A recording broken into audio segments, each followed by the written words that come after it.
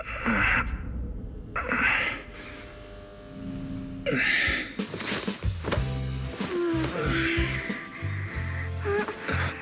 Phaethon, this time let me.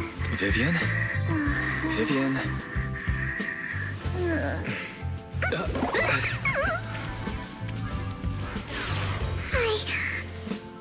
I didn't disturb your sleep, did I?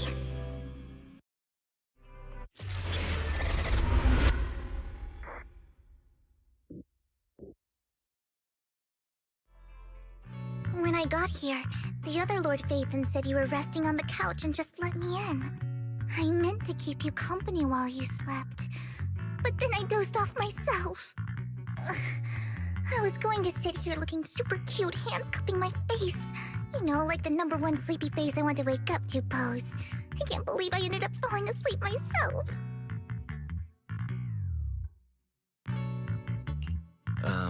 Vivian, are you sure you're awake? That sounded like sleep talk. I'm sure sleeping in that position couldn't have been comfortable either. No, Lord Phaethon. I was just worried that I had disturbed your rest. Just being able to see you sleeping peacefully is already the highlight of my day. No, my entire month. Though it is a bit late, but... Good morning, Lord Phaethon.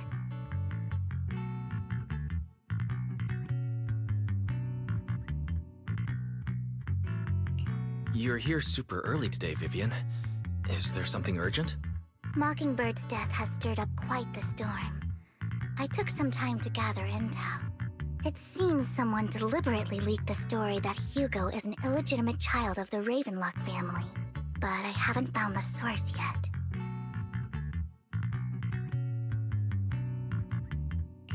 Could it be Hugo's uncle, Hartman?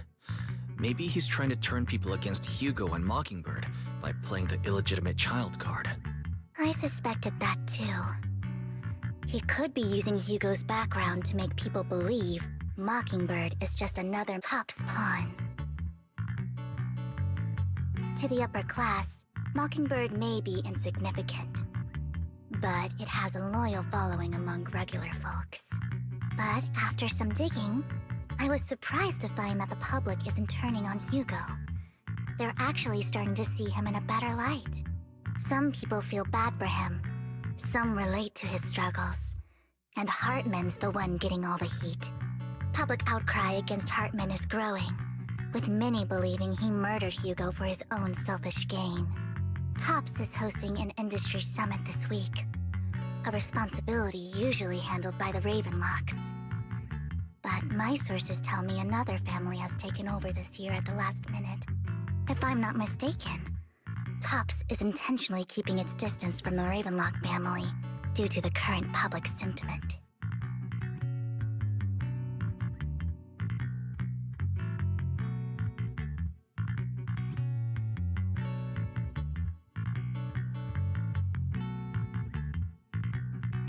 Based on our past experience with Hartman, he's not the type to sit back and let anyone mess with his power or interests.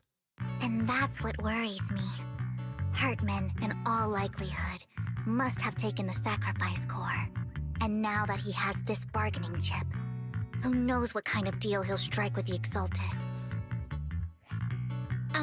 Sorry for interrupting. Can I borrow Wise for a minute? Oh, no problem at all. I'm sure you have important faith in matters to discuss. Take your time. I'll just be waiting outside. Wait! Don't go outside, Oh, don't mind me, Lord Phaethon. I wanted to browse the videotapes anyway. I'll be right here.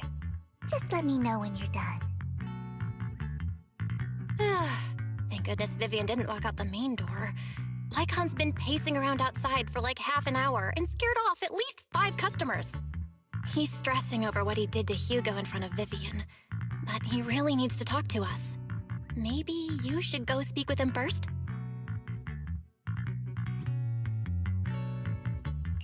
Sure, I'll go talk to him.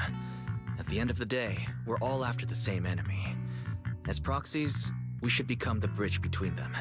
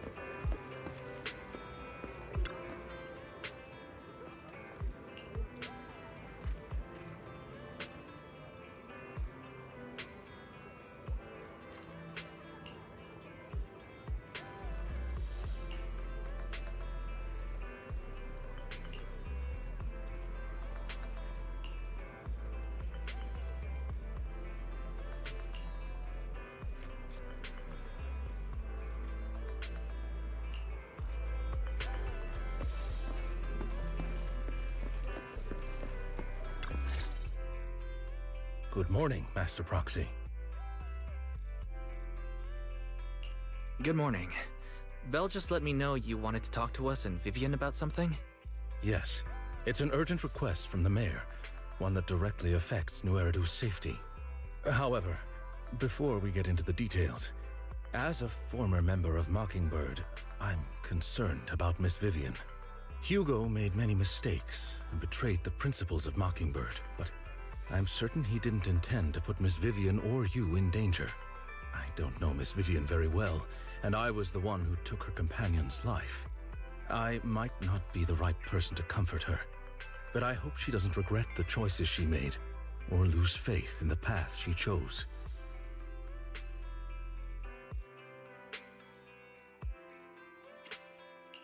Vivian doesn't seem down at all.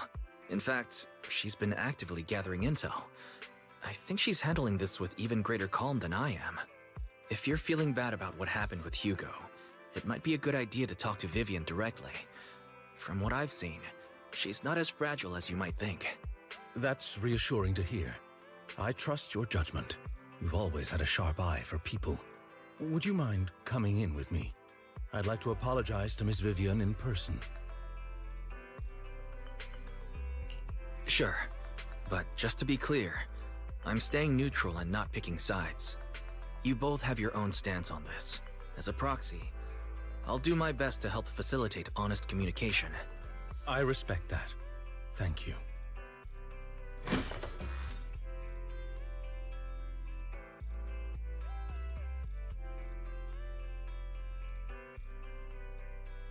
Miss Vivian, I'm very sorry about Hugo. You don't have to explain anything. I'm also part of Mockingbird. Mockingbird stands on more than just gain, so it won't fall when fortunes shift. Hugo had his fixations and ambitions. I also have things I must see through. I'm determined to get to the bottom of the Exaltists and the sacrifices. Miss Vivian, as a former member of Mockingbird, you have my deepest respect. You have my word, whatever comes next. I would never harm you or Master Proxy. As for Hugo, please accept my condolences. Condolences? That's not necessary. Mockingbird has plenty of tricks up its sleeves. This isn't the kind of act that ends so easily. Wouldn't you agree? You're right. I'm glad you guys are on the same page, but why do I feel like I'm being left in the dark? Master Proxy, I believe we all share the same goal. Uncover the truth of the Exaltists and the sacrifices. The mayor has tasked me with inviting you to take on this mission, and hopes we can work together moving forward. If the mayor wants to work with us, I trust he will demonstrate his sincerity in kind. Mockingbird will not serve as a pawn for the powerful. That will never change. Of course. While the mayor cannot handle this personally, he will make sure we have all the intel and support we need. Miss Vivian, I know you have your own intelligence network, but for some high-profile shady dealings, perhaps the mayor can provide you a different perspective. Please, take your time to discuss. If you're open to collaborating, I'll set up a call with the mayor so he can speak with you both directly. Belle, Vivian, and I need to think this through carefully with everything at stake. It's not a decision we can make lightly. Of course, I completely understand. When you've made up your minds, you can find me at the Ballet Twins.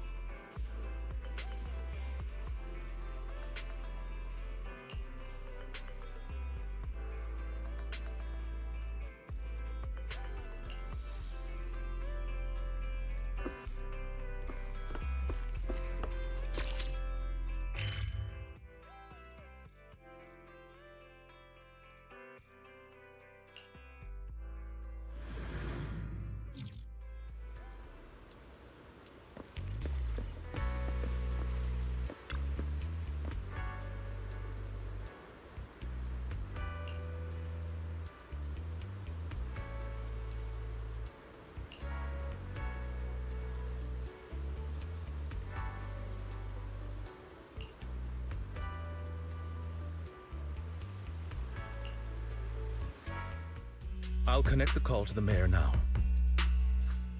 My dear friends, I'm glad you're willing to keep working with me. I'm truly sorry about what happened to Mr. Hugo Vlad. I didn't anticipate things would turn out this way. As mayor, I can't fully condone Mockingbird's actions, but personally, I had a lot of respect for Mr. Hugo Vlad. I looked further into Bringer's map. The sacrifices were created by an exaltist named Landon, who was active in Janus Quarter. Mr. Landon passed away in an accident a few years ago. Before he died, he was researching sacrifices and was said to have created a batch of serum that could turn living people into sacrifices. The problem was, the serum wasn't stable, and after his death, the recipe was lost. No one knows what happened to the exaltist in Janus Quarter back then. But it's clear that after the leader died, there haven't been major exaltist activities in the area. Bringer's map marks the locations where the exaltists' most successful attempts at creating sacrifices were. The leader of the exaltists in Janus Quarter died a few years back. They haven't been active since. Could it be that Hartman was just acting on his own? Unfortunately, that's not the case. My sources confirmed that Hartman had been secretly in contact with someone, and they only meet inside the Hollow. Is it possible it's someone from TOPS? TOPS is a huge alliance of corporations. They wouldn't bother getting their hands dirty. Instead, they just sit back and reap the rewards. Everything Hartman is doing is to secure his place in TOPS and strengthen his power within the Ravenlock family. If my guess is correct, Hartman has gotten in touch with the remaining members of the Exaltists that used to follow Landon, helping them create new sacrifices. But what's in it for TOPS? There's no way the Exaltists would just hand over their secrets about sacrifices to Hartman, right? A sacrifice outbreak would throw the city into chaos. And that's when TOPS steps in, taking control of the situation on their terms. The public will see the mayor as incompetent, while TOPS comes off as the real protectors of the city. And when that happens, public trust will shift towards TOPS. And Mr. Mayor, you might find yourself in an unfavorable situation. Still sharp as ever, Miss Vivian. So, what exactly do we stand to gain from partnering with you? Please don't tell me you're doing this out of some noble concern for your citizens. I'm not some hero of justice, and I don't believe in lofty ideals or empty promises. We have a common enemy. While our ideologies may differ, we can work together on this. And as proof of good faith, I may not know exactly where Hartman is, but I can fan the flames over Mockingbird's death and escalate conflicts within the Ravenlock family. So it was you behind the rumors. No wonder I couldn't trace the source of the public outcry. I'm not the one who started the rumors. I just helped them spread faster after they leaked. And I pulled a few strings to make sure the story painted Mr. Hugo Vlad as a heroic figure who was unfairly persecuted. As I said before, I had a lot of respect for him, and I'd be happy to clear his name. Now let me lay out my terms for collaboration.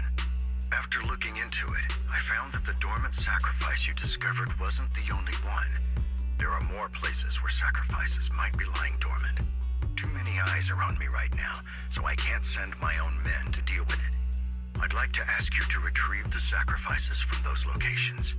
I'll make sure to dispose of them once you do, so no one will be able to use them again.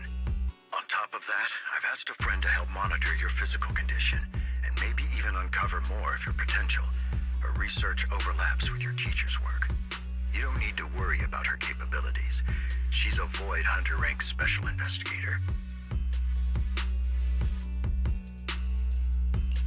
Really? A Void Hunter rank special investigator is going to be assisting us? And she's involved in our teacher's research? That's right. She's heading to Janus Quarter for some business. I wanted to set up a formal meeting, but she declined. She prefers to assess things on her own, and will reach out when the time is right. She'll let you know the details then. So it looks like you both are on board with this commission and ready to help recover the sacrifices? Okay. This affects a lot of ordinary people in New Eridu. We'll do our best. I know you won't let me down. Given our positions, we might not be friends, but we're definitely not enemies. I'll leave the rest to you then. I've got to go. Goodbye.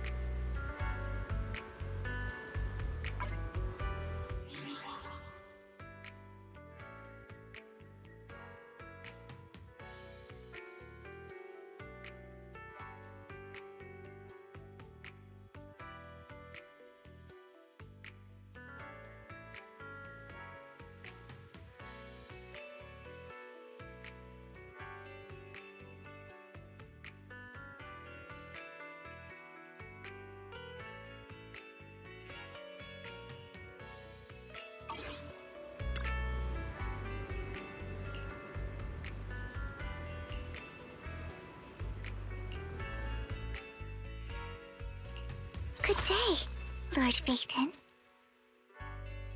Please forgive me for stealing the moonlight.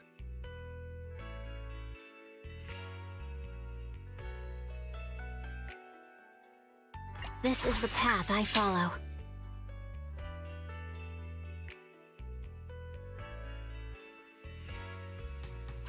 My blade is ready.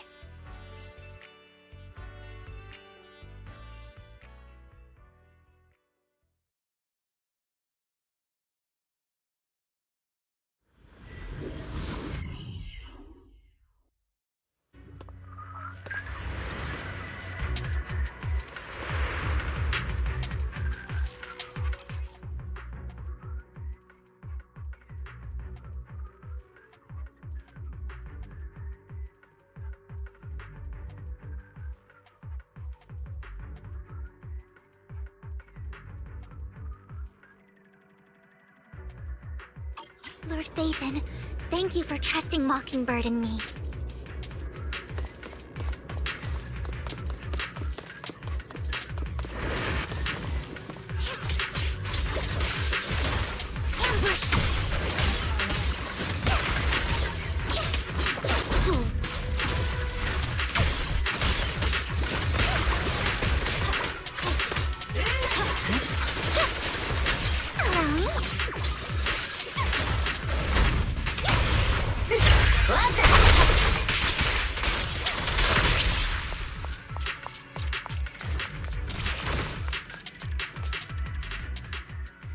Already taken the dormant sacrifice from here?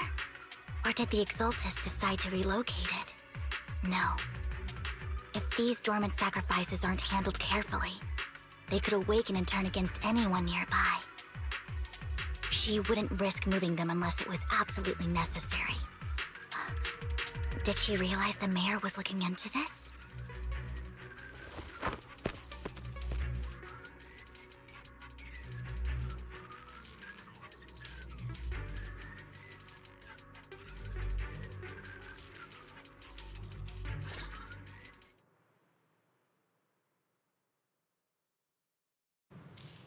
Did Hartman just make up this intel to get a shot working with us at Tops?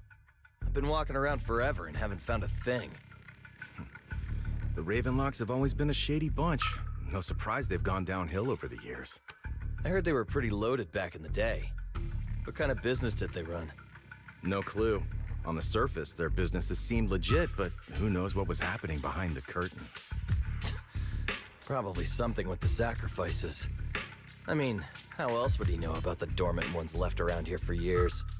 And he was so sure that even if those original sacrifices didn't work out, he had a backup plan. Backup plan? What could that be? Well, that's beyond me. I just happened to overhear something while I was next to Mr. Edmund one day. What's Tops planning to do with all these sacrifices, huh? For research?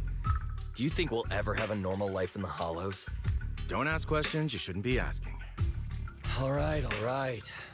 There's nothing here anyway. Let's leave the Hollow and report back on what we found. And we'll make it just in time to clock out for the fieldwork shift. Let's get out of here first.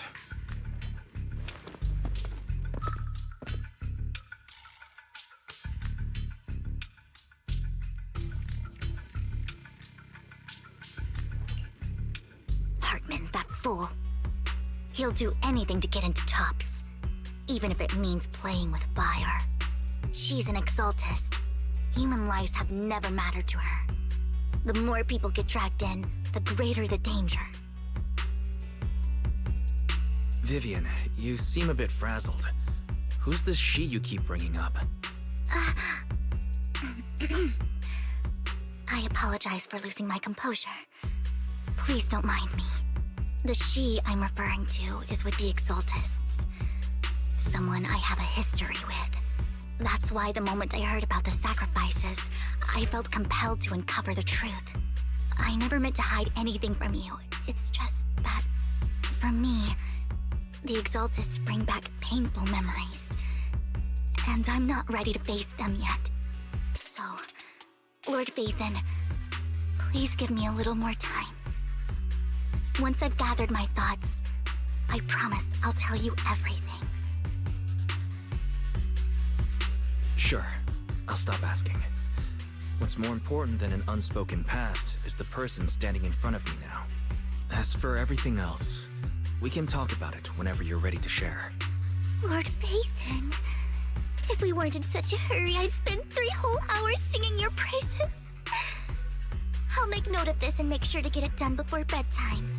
First things first, let's track down those dormant sacrifices. The Exaltists have probably realized someone's after them by now. I wish we knew what Hartman's backup plan is. I just can't shake the feeling that something bad is about to happen.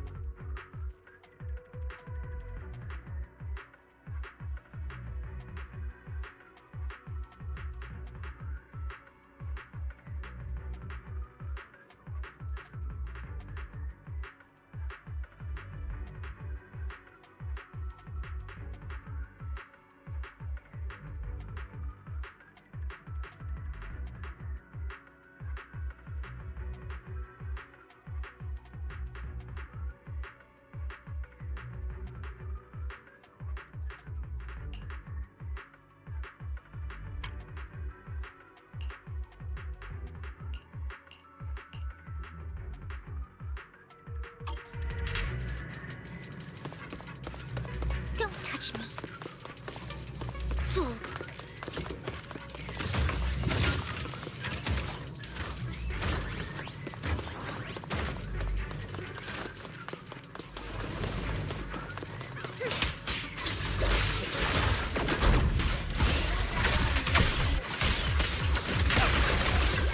Fine.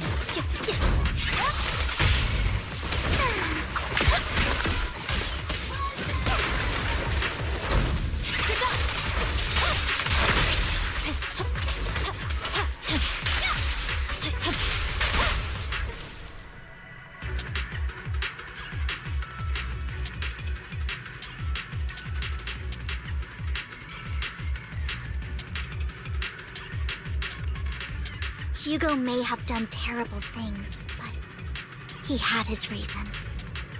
Mockingbird might be seen as the bad guys by a lot of people, but ironically, joining Mockingbird is what put me on the right path. Lord Vathan, for the first time, I'm needed for more than just my curse.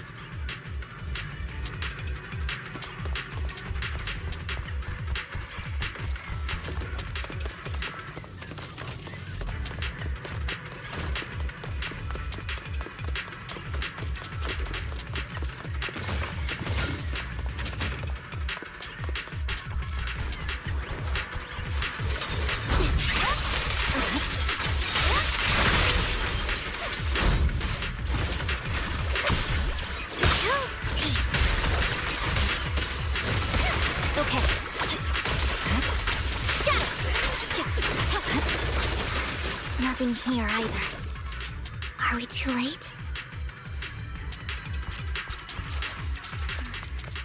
There's someone up ahead.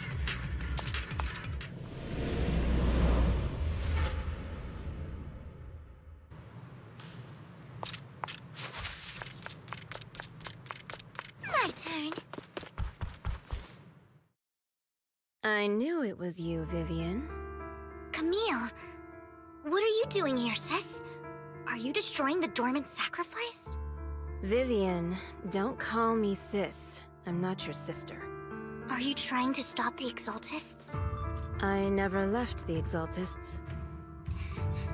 You know what Landon did back then! Lord Landon did it for the Creator. His methods may have been extreme, but they were necessary. Back then, you walked away. You should do the same now. We didn't meet today. Take your friends and leave. What's wrong? Are you being forced into this? I can help you. Help me? Like how you helped her? Vivian, you're crying. You see me, don't you? No, You haven't changed a bit, Vivian. No need to hide your tears. I know exactly what's ahead for me. You've made your choice, and I've made mine. One last piece of advice. Stay out of this. She loathes you. I won't tell her we met today. Don't show yourself around us again. Camille!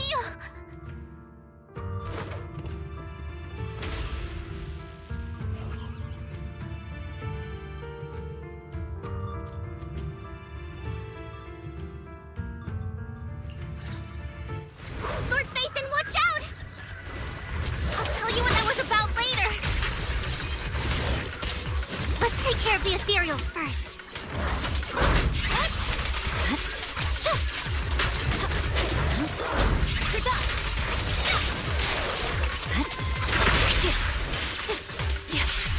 You should know it's Earth.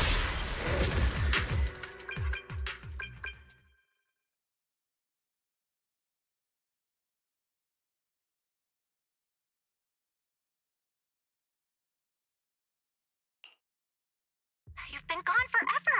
Did you run into any trouble? We searched the coordinates the mayor provided. Most of them were already empty. No dormant sacrifices. Camille, the Exaltists have been actively destroying the dormant sacrifices. Why would the Exaltists go after the sacrifices? I saw it too, but I can't figure out why the Exaltist would do this. And one of them is someone I once knew. I thought she would leave the Exaltists after Landon's death, but she stayed. Wait, what did I miss? Why do you know so much about the Exaltists, Vivian? When I was a child, I stayed with the Exaltists for a while.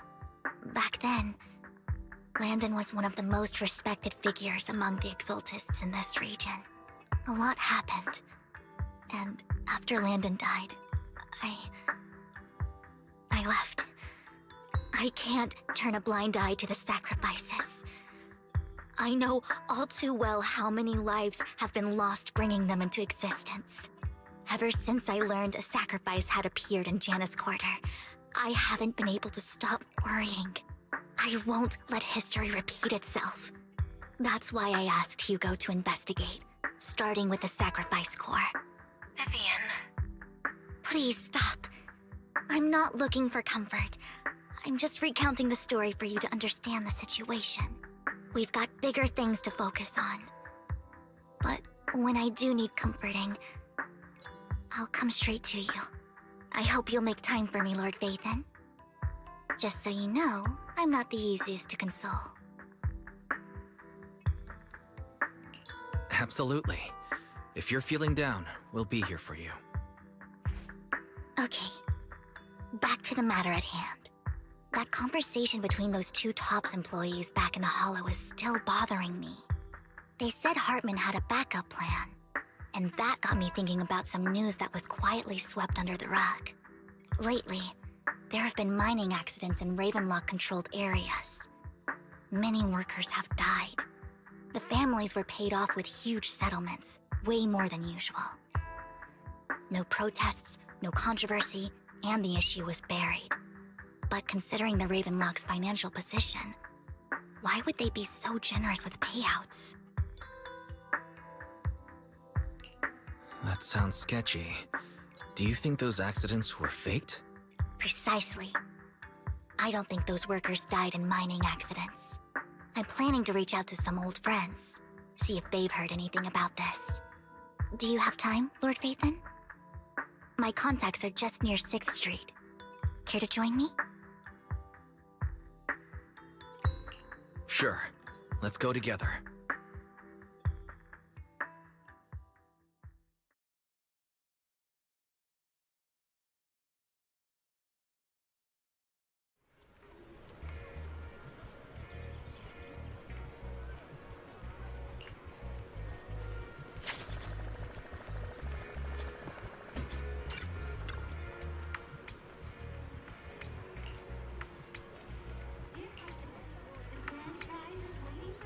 An old friend of mine said she has some new intel.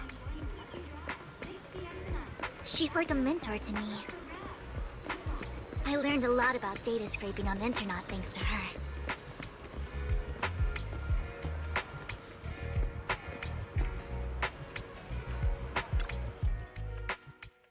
Rain! Long time no see. Yeah, it's been a while.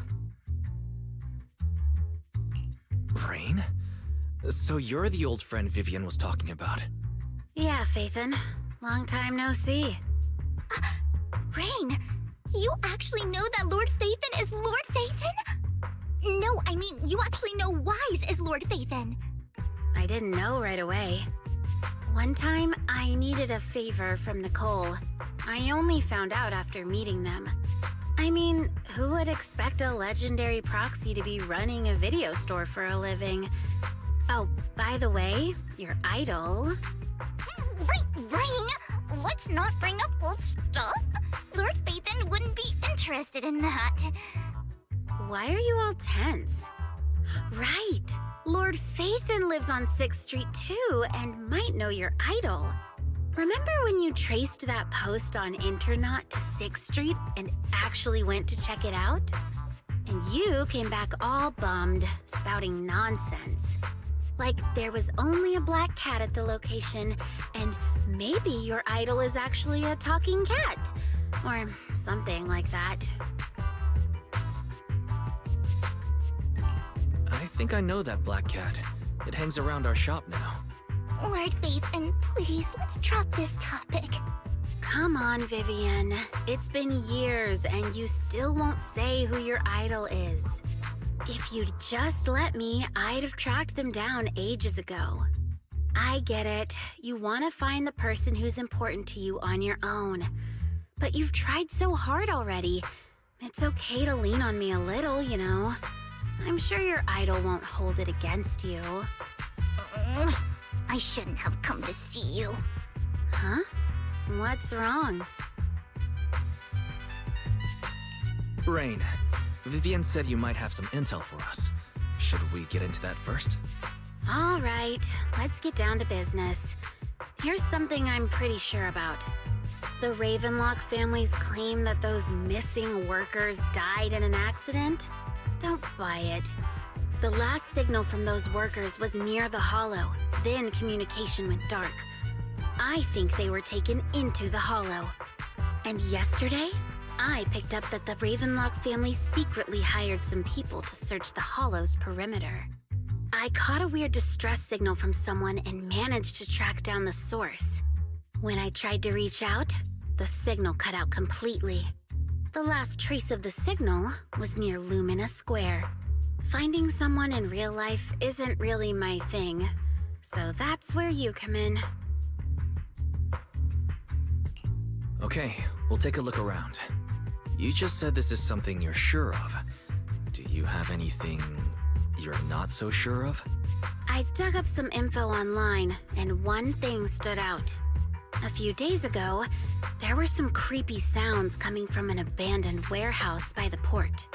The place was locked up, so no one could see what was happening inside. Not sure if it's related to your search. If you don't find anything useful around here, it might be worth checking out. Well, that's all I have for you. Thank you, Rain. Don't get all emotional on me now. I'm just helping out a friend. This one's on the house. Consider it payback for the favor you did me last time. But if you still want to find your idol, hit me up. I've been curious for a wh- Alright, don't worry about it. I'll manage it myself. Stop being so nosy, Rain. Nosy? Nah, just professionally curious. What kind of person is worth all this searching, huh? But honestly, whoever they are in real life, they've become a part of you. You've come a long way in this search, Vivian. I much prefer the person you are now. So if you find this person, don't chicken out. Go meet them. People will appreciate you for who you are. Rain. I might not care about the real world or what it'll be like, but I hope everyone I know can live a good life. I'm counting on you to save the world, guys. All right, I have other business to take care of, so I'll leave the rest to you.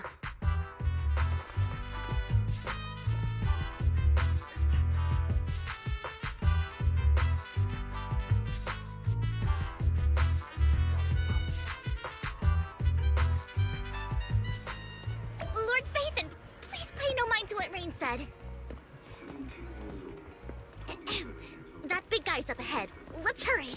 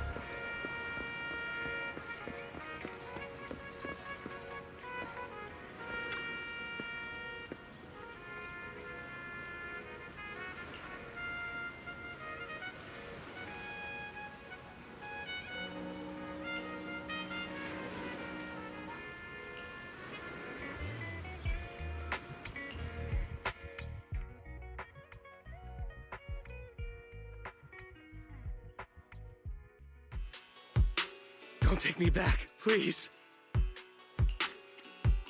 I was wrong. I know I messed up. I don't want your money anymore. Please, no. Calm down. Who are you? I won't say anything. Just let me go. I don't know anything. I swear, I know nothing. We're not PubSec, the HIA, or the Ravenlock family. We won't force you into anything. There's no need to be afraid. What do you want from me then? We simply want to know where the Ravenlock family took you and what they made you do. I can't say. I can't tell you. I have a family. They'll hurt them. You never saw me. Please, just stop asking. Don't you wish to see your family? I don't deserve to see them. It's my fault. I was greedy. I did this to myself. But your family must miss you dearly. I'm sure they won't blame you. No, it's my fault. It's all on me. I don't want to drag them into this. If the whole ship is sinking, no one on board can escape. I'm just a nobody. And right now, there's nothing I can do to change anything. If you care about your family and friends, now is your chance to stop the disaster before it's too late. Even a butterfly flapping its wings can send a tsunami surging across the ocean. No one knows how this will turn out.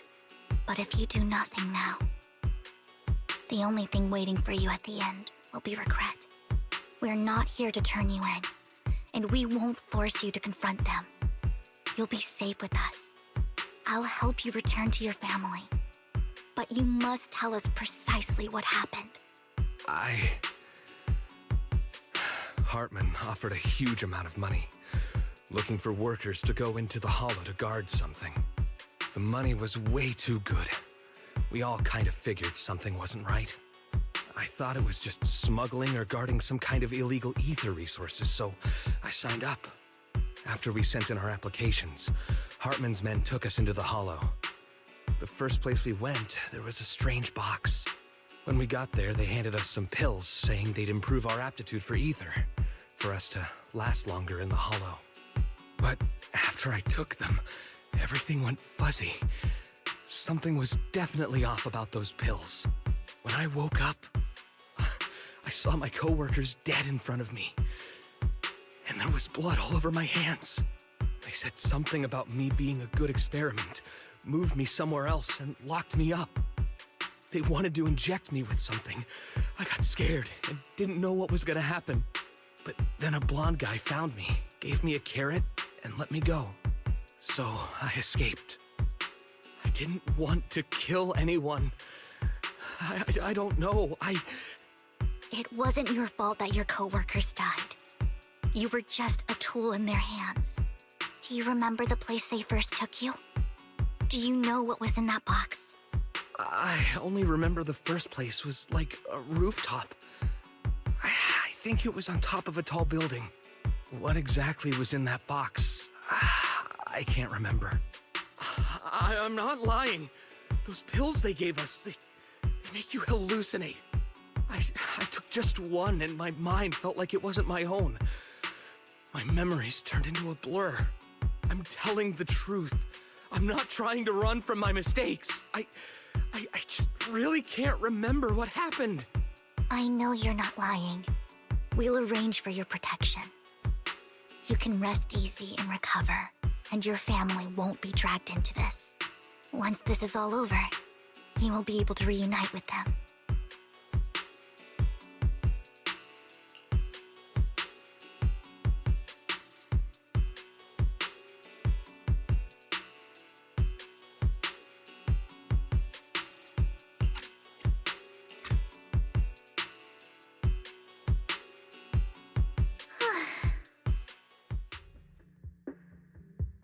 Sometimes I wonder if you've had some kind of special training, Vivian. No matter who you're up against, you seem to analyze the pros and cons and make a judgment in no time. Actually, I wasn't always like this. I used to run away when things got tough. There was even a point where I just wanted to disappear. as if my very existence was the source of suffering. I wondered, perhaps leaving it all behind could put an end to the pain. It's hard to picture that. My first impression of you was pretty, assertive. Well, I was on a mission at the auction when we first met. And just as Rain said, I've come a long way from who I used to be. Speaking of Rain, it's quite a coincidence that you two know each other and are actually close. You even know one Denny Boo. That surprised me. We might have crossed paths without even realizing it. Enough about me. Tell me more about you, Lord Vathan. Where have you been? And what have you experienced? Looking back, it feels like I've been through a lot lately. Belle and I even lost our Vathan account. It's a long story, starting with how the Cunning Hares took something from the Red Fang gang.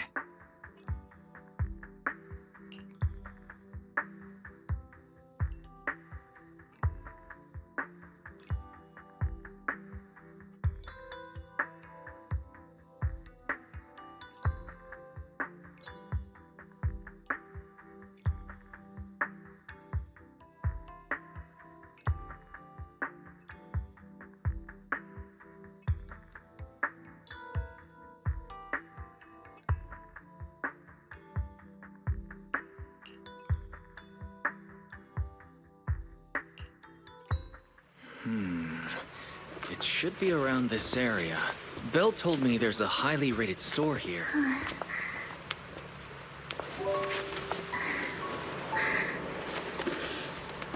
Lord Vathan!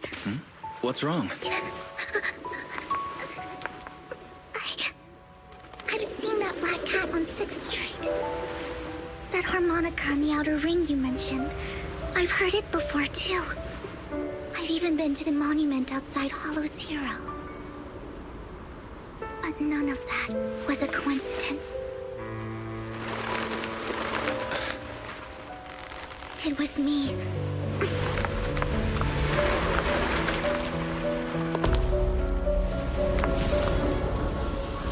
Following you, and now I've finally made it to your side. Ever since I was little, I had been seen as the bringer of bad fortune. I had traveled to many places and witnessed far too much misfortune. Every tear I shed brought disaster. I've heard too many curses to count.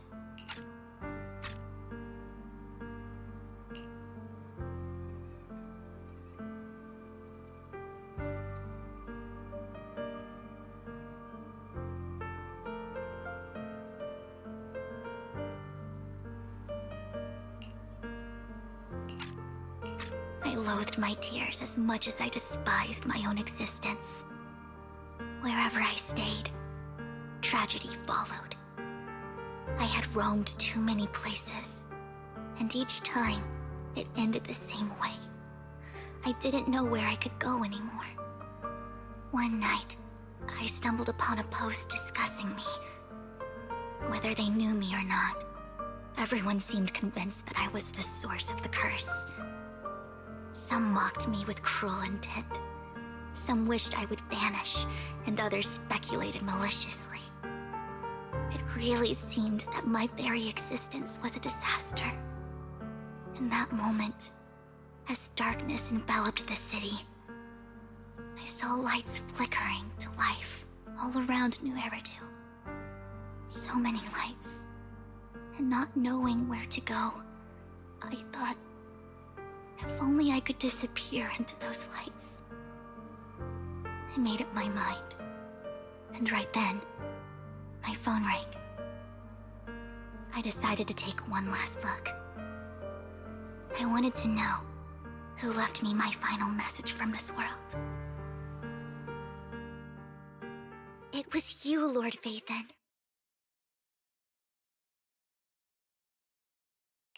Huh? Me? Yes. And I checked with the other Lord Vathan. You were the one using the account at that time. But I know you probably don't remember it.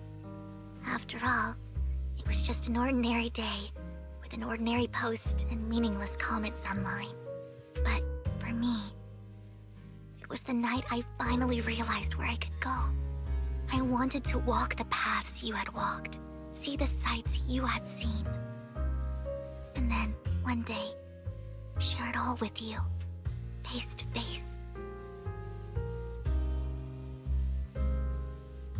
So, I have to ask, what exactly did I say in that reply? Well, you'll have to figure it out for yourself. I'm not telling you. You're putting my memory to the test. So, Lord Vathan, thank you. Not only for that comment you made that day, which was a silver lining for me, but also for giving me the courage to become who I am today. The Vivian standing right in front of you now, Lord Vathan. I truly like who I've become.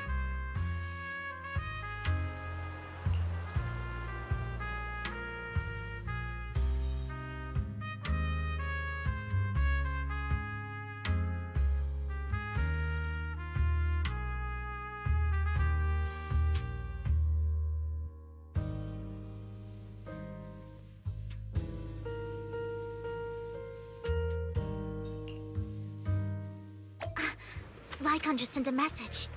There's an update. Let's head back to the video store and go over the details together.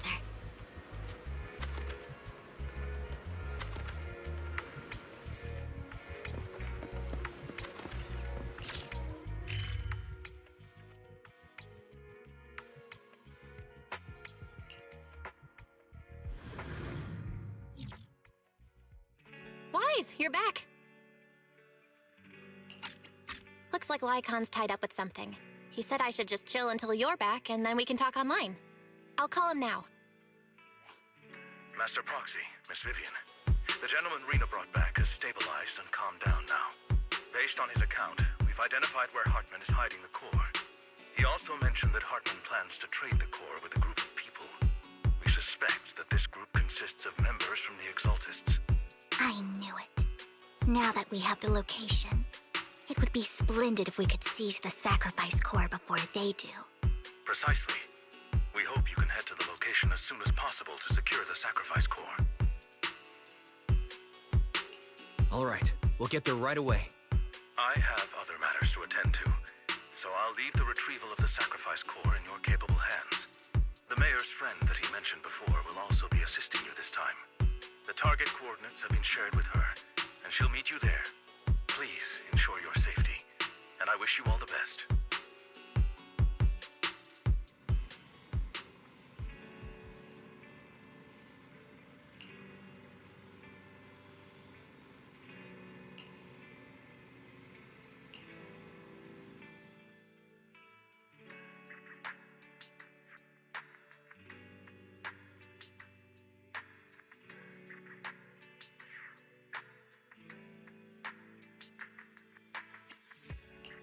I would never turn down Lord Phaethon.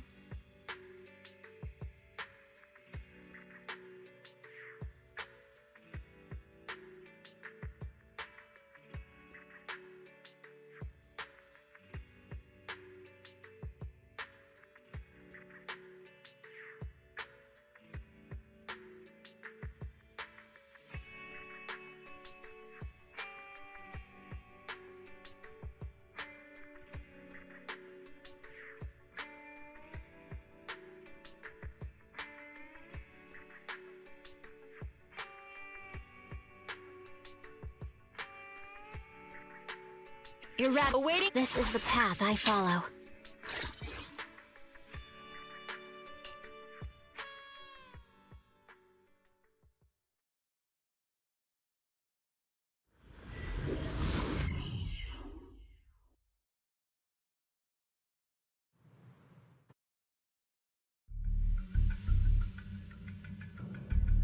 Where's the sacrifice core?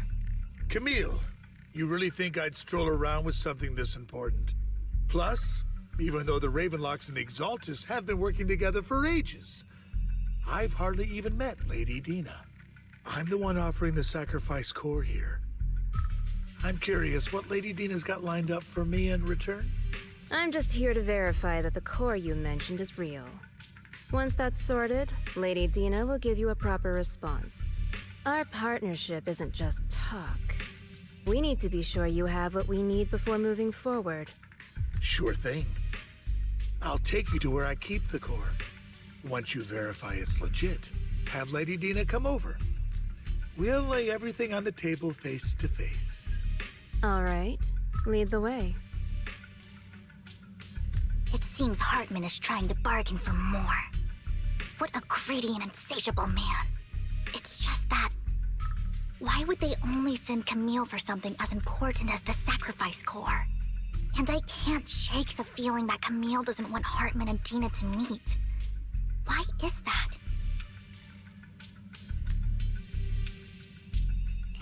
So this Dina they were talking about, is she the leader of the Exaltists? Kind of. Lord Phaethon, I really think we should hurry. We must get to where Hartman keeps the core before anyone else does. I've mapped out a shorter route, but there will be ethereals along the way. I'll leave the fighting to you, Vivian. Don't worry, Lord Phaethon.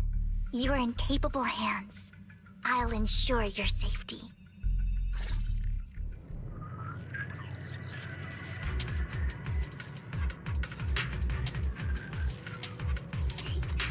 Would you like to stand under my parasol with me?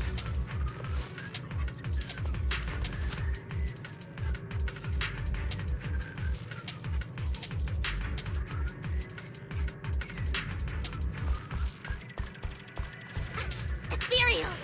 Stay away from Lord Phaethon!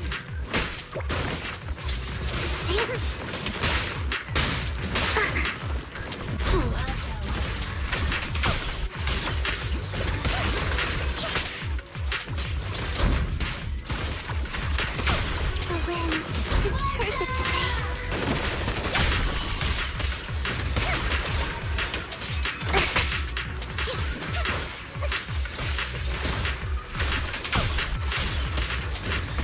Don't touch me.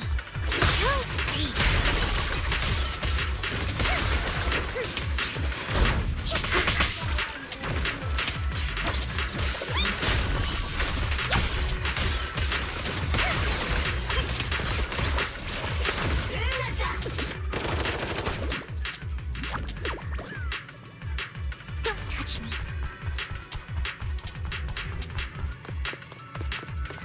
Looks like Hartman's trying to negotiate for more leverage. Let's get out of here before we're spotted.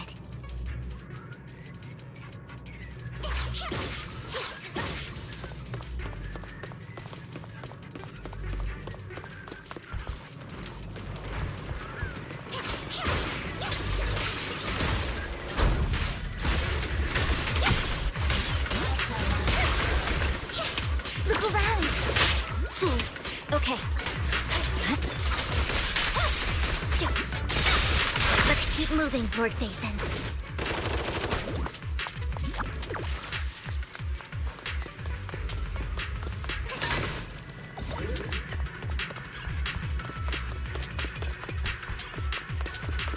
Leave the enemies to me, Lord Phaethon.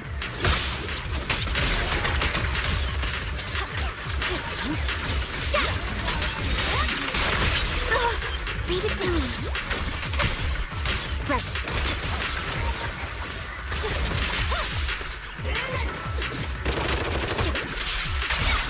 Oh my. Don't touch me.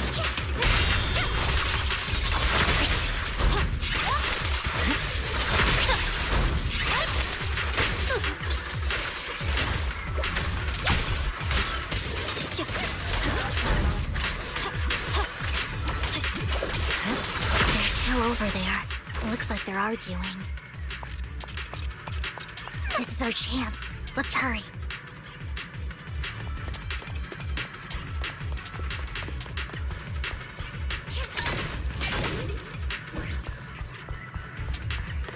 No matter who has the sacrifice core, Hartman or the Exaltists, it would be really dangerous. Our best move is to seize it before they do and destroy it.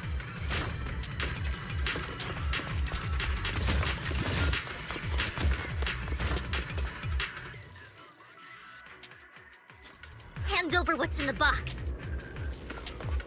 Or we do this the hard way. You sure talk big, little girl. Let's see if you can get past me first.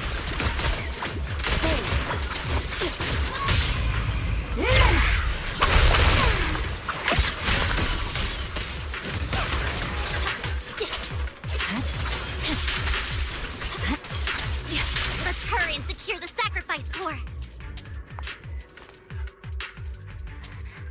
Lord Vathan, the box is empty. So Hartman never kept the core here to begin with? How did you even find your way here? Where's the core in the box? What did you do with it?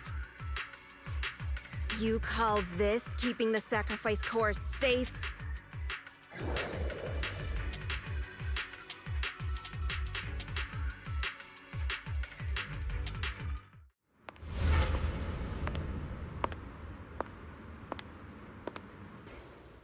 Vivian, it's been ages. Dina! Oh my, you actually remember me. So sweet. Look at you, thriving. I thought you'd totally forgotten about our past. So, tell me, do you ever dream about the people you've killed? Are they crying in your head all night? Back then, I had no idea. You had no idea? While you were soaking up all that love from Daddy and everyone else, you had no idea what was going on? I wasn't... Lady Dina, Miss Vivian didn't actually... Camille, when did I say you could meet up with Hartman today? I just wanted to make sure the sacrifice core is legit. I was worried Hartman might try to pull a fast one on us. Really?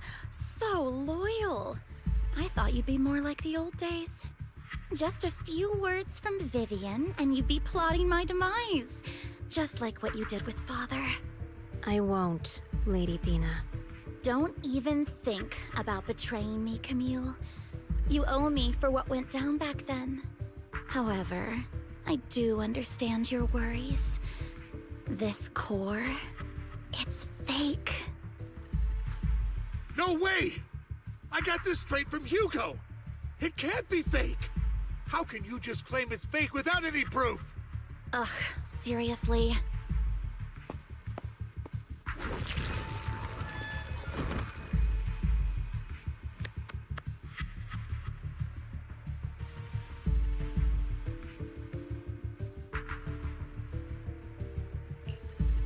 The sacrifice core can max out the ether particles within human bodies in no time at all.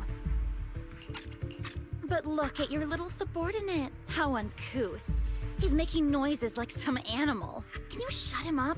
So annoying. The masterpiece Father made for the Creator isn't this worthless piece of junk you're holding. So, the real core. Vivian, where do you think the sacrifice core is really at? I don't know. If I knew where the real core was, I'd destroy it without a second thought. Dina, you understand what the sacrifices are. And you know those who were blessed should not have to endure such horrors. Oh, they shouldn't have suffered those horrors. Weren't you the one who decided if they'd be blessed or not? If it weren't for your tears, how would they have encountered such misfortune? How self-righteous, Vivian. Their fates were in your hands. It was you who brought disaster on them. Landon just needed an excuse. He needed someone to blame.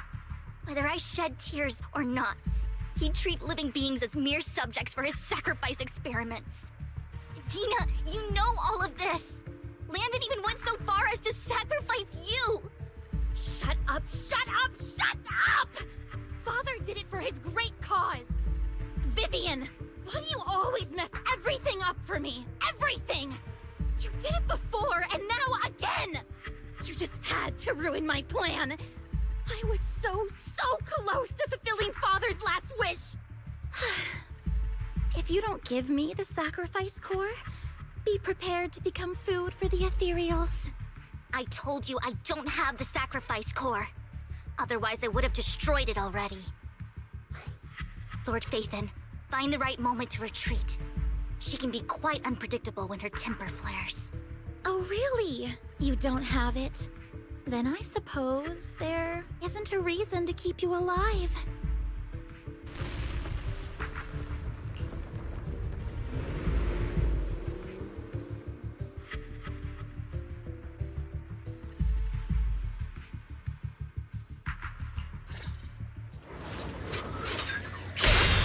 More ethereals are coming.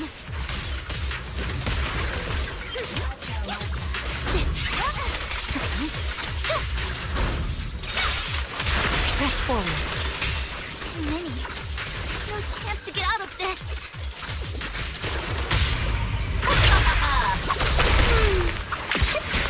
Keep your filthy hands off.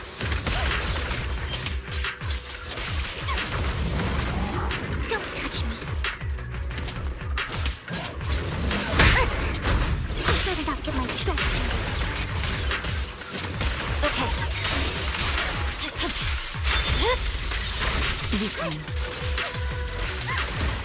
Who dares get between me and Lord Phaethon?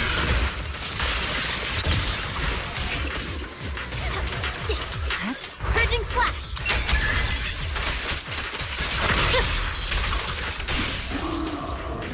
You should move.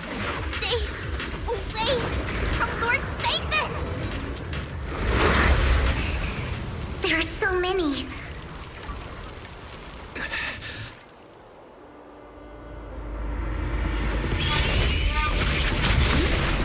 It's ink.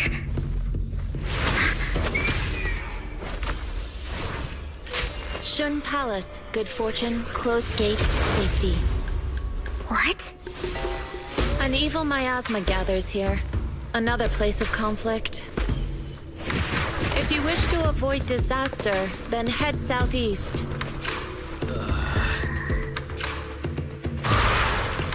Now! Thank you.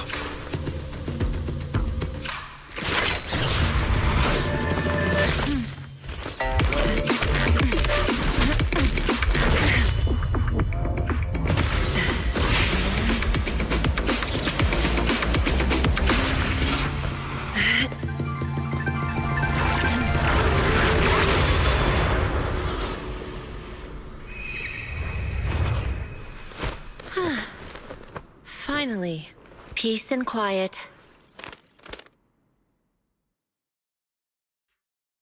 You must be wise, right?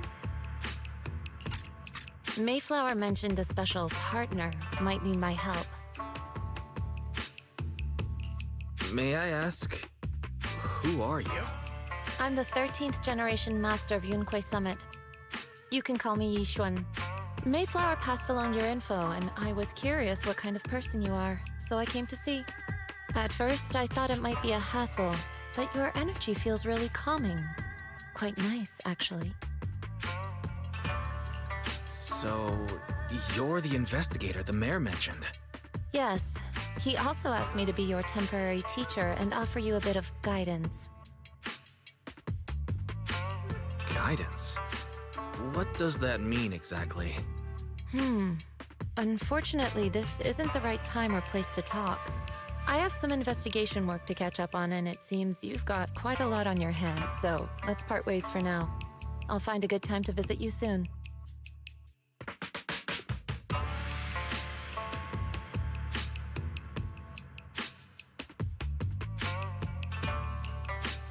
I'm so sorry, Lord Phaethon.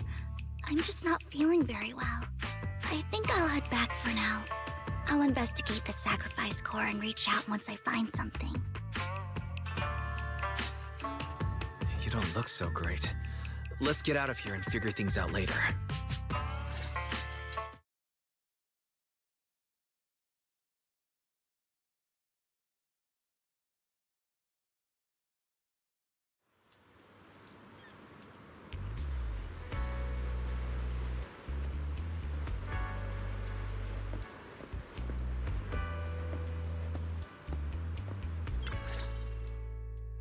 Lord Phaethon, are you going to rest now?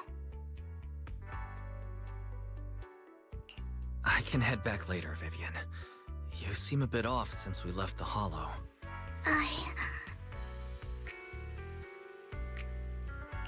If you want to talk about what's bothering you, I'm here. Sometimes it helps to get it out. I didn't mean to keep my past from you, Lord Phaethon. When I was little, people thought I brought misfortune, so no matter where I went, no one wanted me around for long. Then, one day, Landon adopted me and brought me to the Exaltists. There, I met Dina, who was so kind to me, treating me like a dear sister. She told me her father, Landon, was a great man who'd one day make everyone stop fearing the Hollows, so all life could live freely inside and outside of them. Dina helped Landon pick people for the blessing, and everyone in the Exaltists respected her greatly. Those who received the blessing would have a better ether aptitude, allowing them to enter the Hollow freely without fear of sudden disaster. Back then, Dina would chat with me every day, always about the Exaltists and her father. But things between us shifted when Landon asked me to step in for Dina. Landon told me I didn't only bring misfortune, and that if I listened to him, I could actually help people. After that, he'd take me to meet people, and if I shed tears, he'd give them a blessing medicine. Those who got the blessing could dodge calamities. At first, I was ecstatic, thinking I could help others. I shared my joy with Dina, but that was when she started to pull away from me. Was that blessing medicine the same sacrifice serum Bringer had? Yes, to be precise, it was an early version of the sacrifice serum. Landon's medicine wasn't stable. The medicine Landon developed could boost abilities quickly, but also sped up the development of ether corruption. In the end, most people turned into ethereals, and a few became sacrifices, losing all human consciousness. The ethereals were killed while the sacrifices were given to the higher-ups of the Exaltists. The Exaltists wanted the sacrifices to hold human consciousness, so Landon's medicine was seen as a failure, and he gradually lost influence within the Exaltists. One day, I saw Dina, and tears streamed down my face. In a bid to save his reputation, Landon decided to let his own daughter receive the blessing. I had always thought that getting the blessing was a good thing, until I saw terror in Dina's eyes that day. That evening, I broke Landon's rules for the first time, and followed him out of the Exaltist's residence. I trailed him to the Hollow, where I witnessed someone who had been blessed becoming corrupted. In the end, that person became an ethereal. Then, without hesitation, Landon killed him.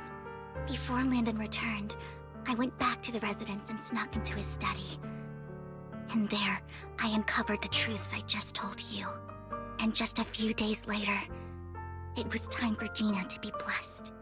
I wanted to save her and stop anyone else from getting deceived.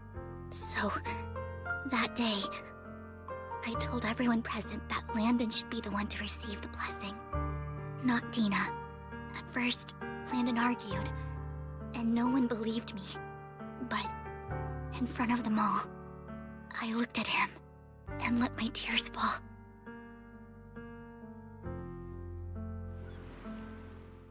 Lord Landon, please accept the blessing. Vivian, you... Why won't you accept the blessing? Were you lying to us? Ungrateful fools! You have no use anymore! Liar! Run! Run! Dina! Dina, wake up! We have to go! Vivian? What's happening? Listen to me! Lord Landon's so-called blessing isn't...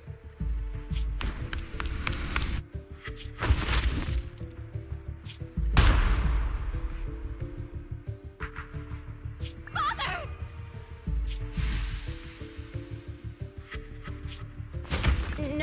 I was just... Mom, I want to go home. It's got nothing to do with us. This is just what happens when you don't accept the blessing. Vivian, was this you? Tina, I just didn't want you to accept the blessing. Everyone who does ends up... I just don't want to lose my father. You knew? If you knew what he's done, you... He's my father. He's all I have. Stop being self-righteous, Vivian. You only ever bring misfortune.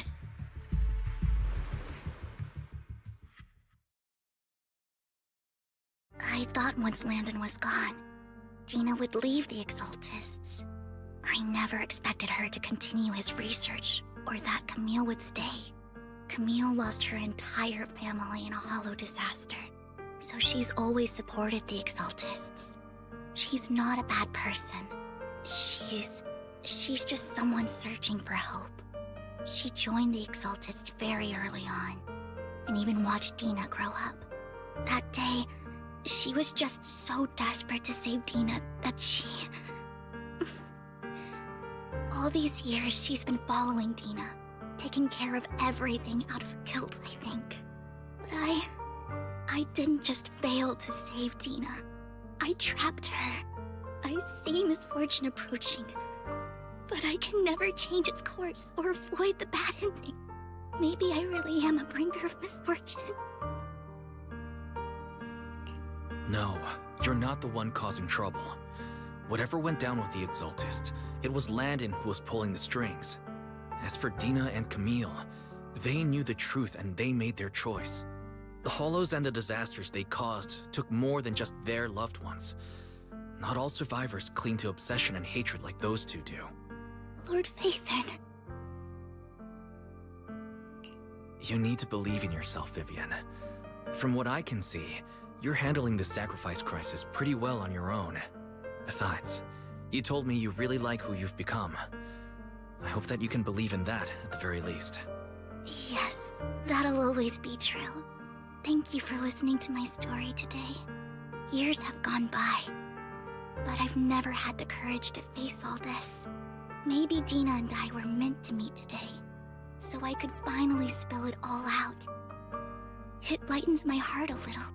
Lord Phaethon, you truly are a wonderful listener. Not just today. Whenever you're feeling down, know that I'm here for you. I will. It's been such a long day. You must be exhausted. I'll track down the location of the sacrifice core and let you know what I find. Good night, Lord Phaethon.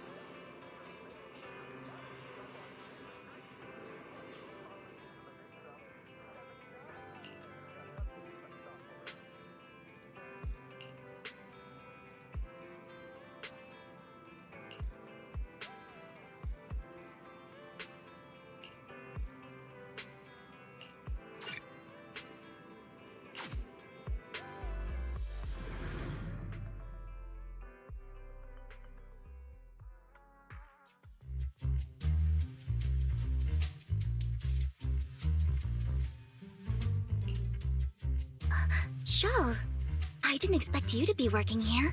Perfect. Shul, I didn't expect you to be working here. Perfect. I was just covering someone's shift. The screening here is super strict, and I was afraid the supervisor would realize I was new and subbing for someone, so I hid in the control room during the supervisor's inspection. So I happened to bump into this guy, a blonde man wearing a hat, and I think he was checking some footage. Then he logged that footage into the tape he brought. Later, I found that part of the footage had been wiped. Blonde, wearing a hat. Could it be Hugo? Do you know him? I think it's him. If it were Hugo... I think I know where he would hide the tape. Thank you, Shaw. You were a big help. Great! You also helped me a lot when I started working. I used to make mistakes all the time. If it weren't for you cleaning up my messes, I would have been fired ages ago. So I'm happy I could help you too. All right, go ahead and do what you need to do. We'll catch up another time.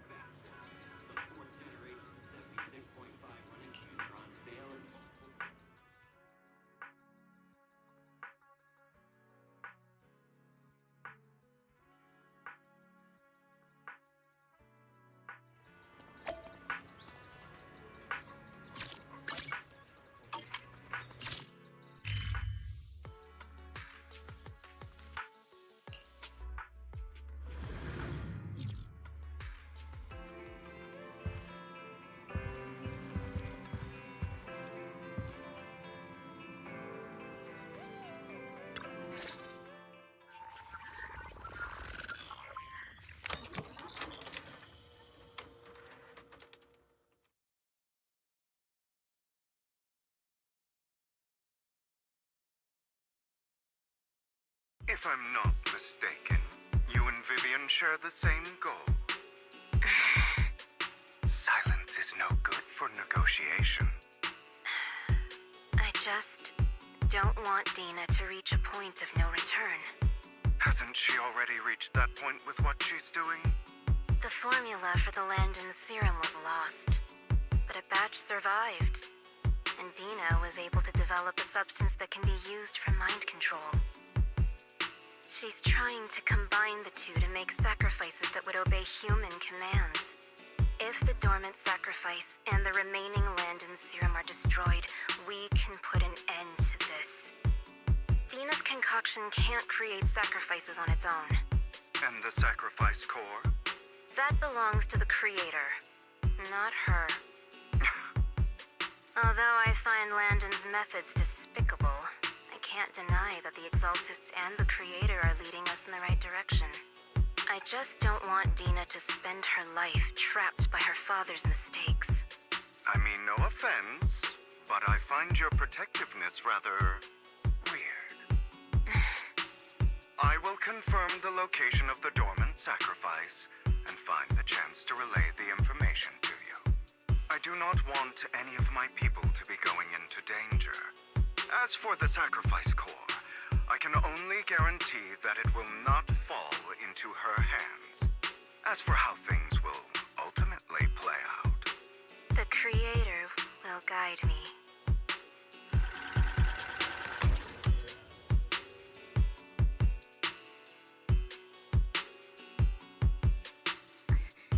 Camille was actually destroying the dormant sacrifice?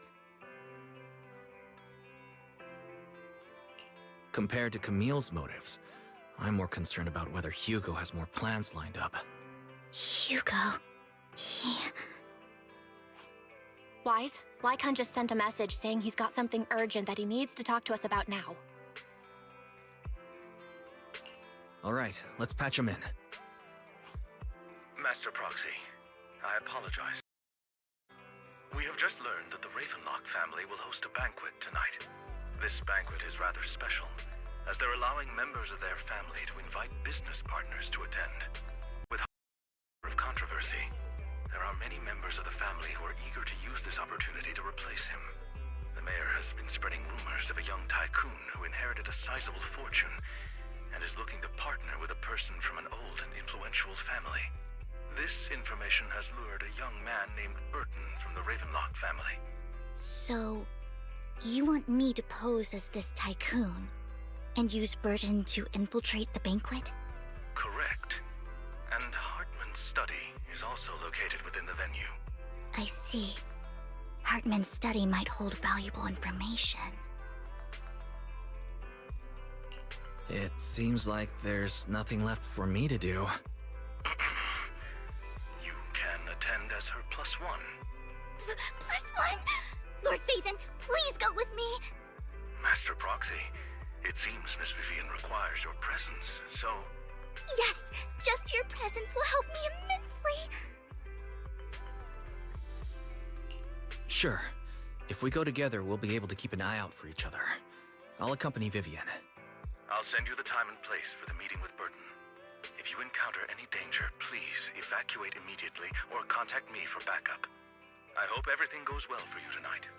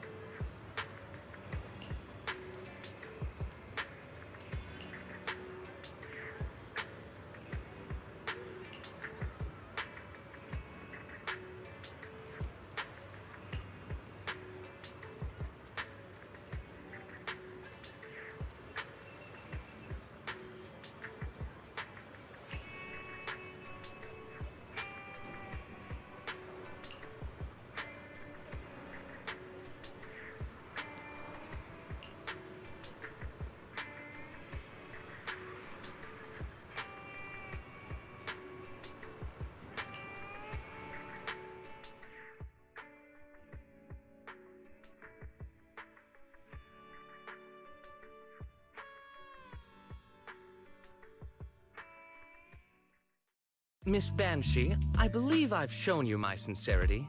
Now how about you? Sincerity? My presence here is a show of sincerity. If we're to work together, Miss Banshee, you should drop your pretentious act. I am well aware of the ways of the Ravenlock family. If I were to come empty-handed, I probably wouldn't even be able to make it out the front door tonight. Since I agreed to come with you, and even brought along my most precious companion, does that not show my deepest sincerity? No need for such an off-color joke. Our door is always open for those coming or going. We both know what's what, so let's cut the small talk. I know far more about how the Ravenlock family made their fortune than most here. I am also well aware of why Hartman, despite such a massive scandal, still remains in power. Oh? Do tell. Exaltists, blessing, sacrifice, Landon. Where would you like me to start? How did you know that? No, who are you? Don't be so tense. If I'm not mistaken, it's about time the banquet began. My companion and I are practically famished. Is this how you treat your guests? By letting them starve?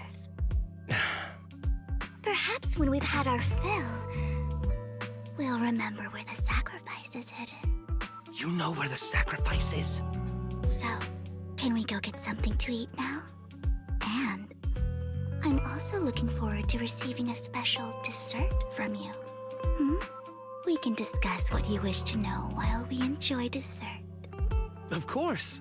I wouldn't let such an important guest discuss matters on an empty stomach.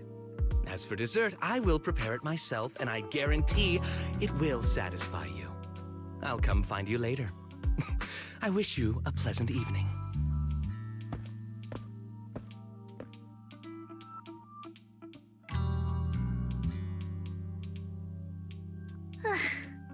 These kinds of people are exhausting to deal with. I really don't know how Hugo used to put up with it.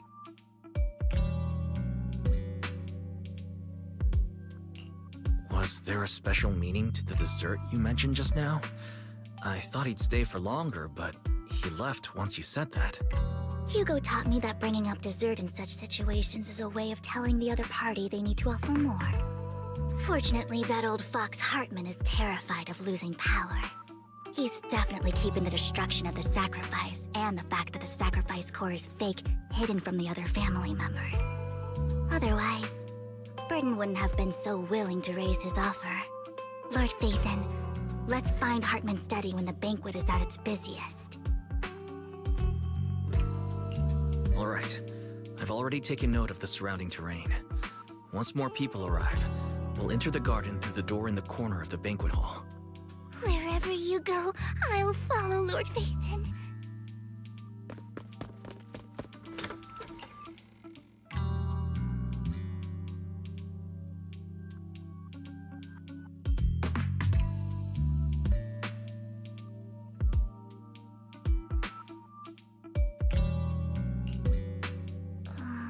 Isn't this going a bit too well?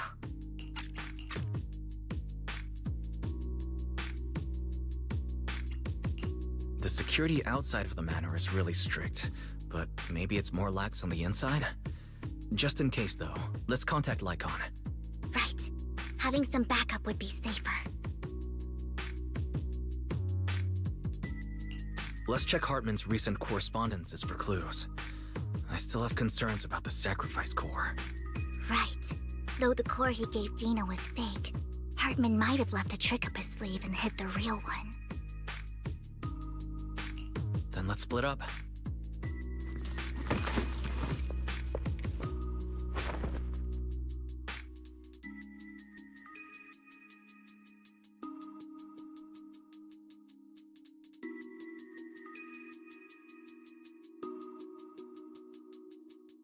Esteemed guests, is the catering at the Ravenlock family banquet not to your satisfaction?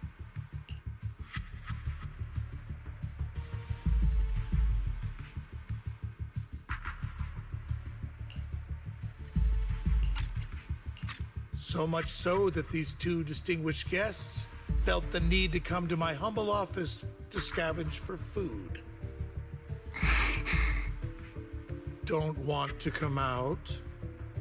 Well, after all, you don't have long left. Burton, that greedy idiot, fell for the mayor's trap. But I never expected that he would bring you into my territory. I suppose I should thank him. Otherwise, I would have had to go to great lengths to eliminate you. Vivian, Phaethon, give Hugo my regards. Tell him I shall be taking the wealth and power of the Ravenlock family for myself.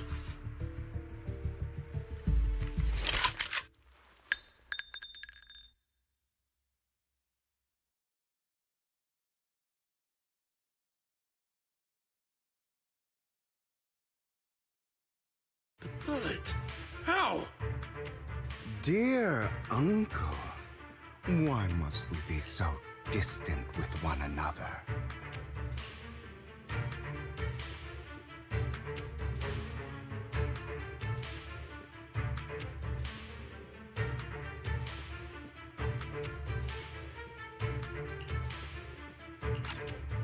You can just tell me what you want to say directly.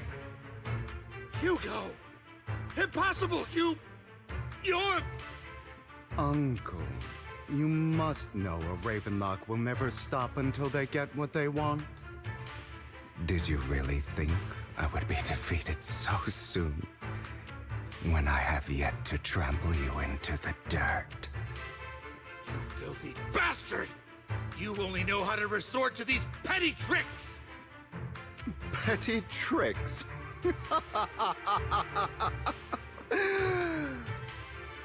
Perhaps you'd like to know what I managed to accomplish using this faked death of mine. My dear uncle.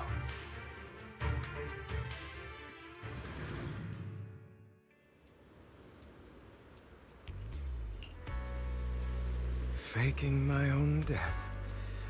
Hope it's all worth the theatrics in the end. It was just to keep Hartman off my back, but maybe I went a little overboard. The manager must be pretty shaken up. I should apologize at some point. Guess I'll also bring Lycon along. He's my partner in crime, after all.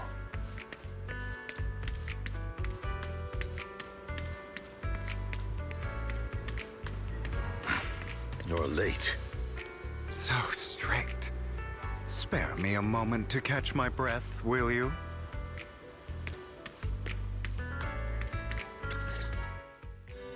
You're taking longer to rest than I expected.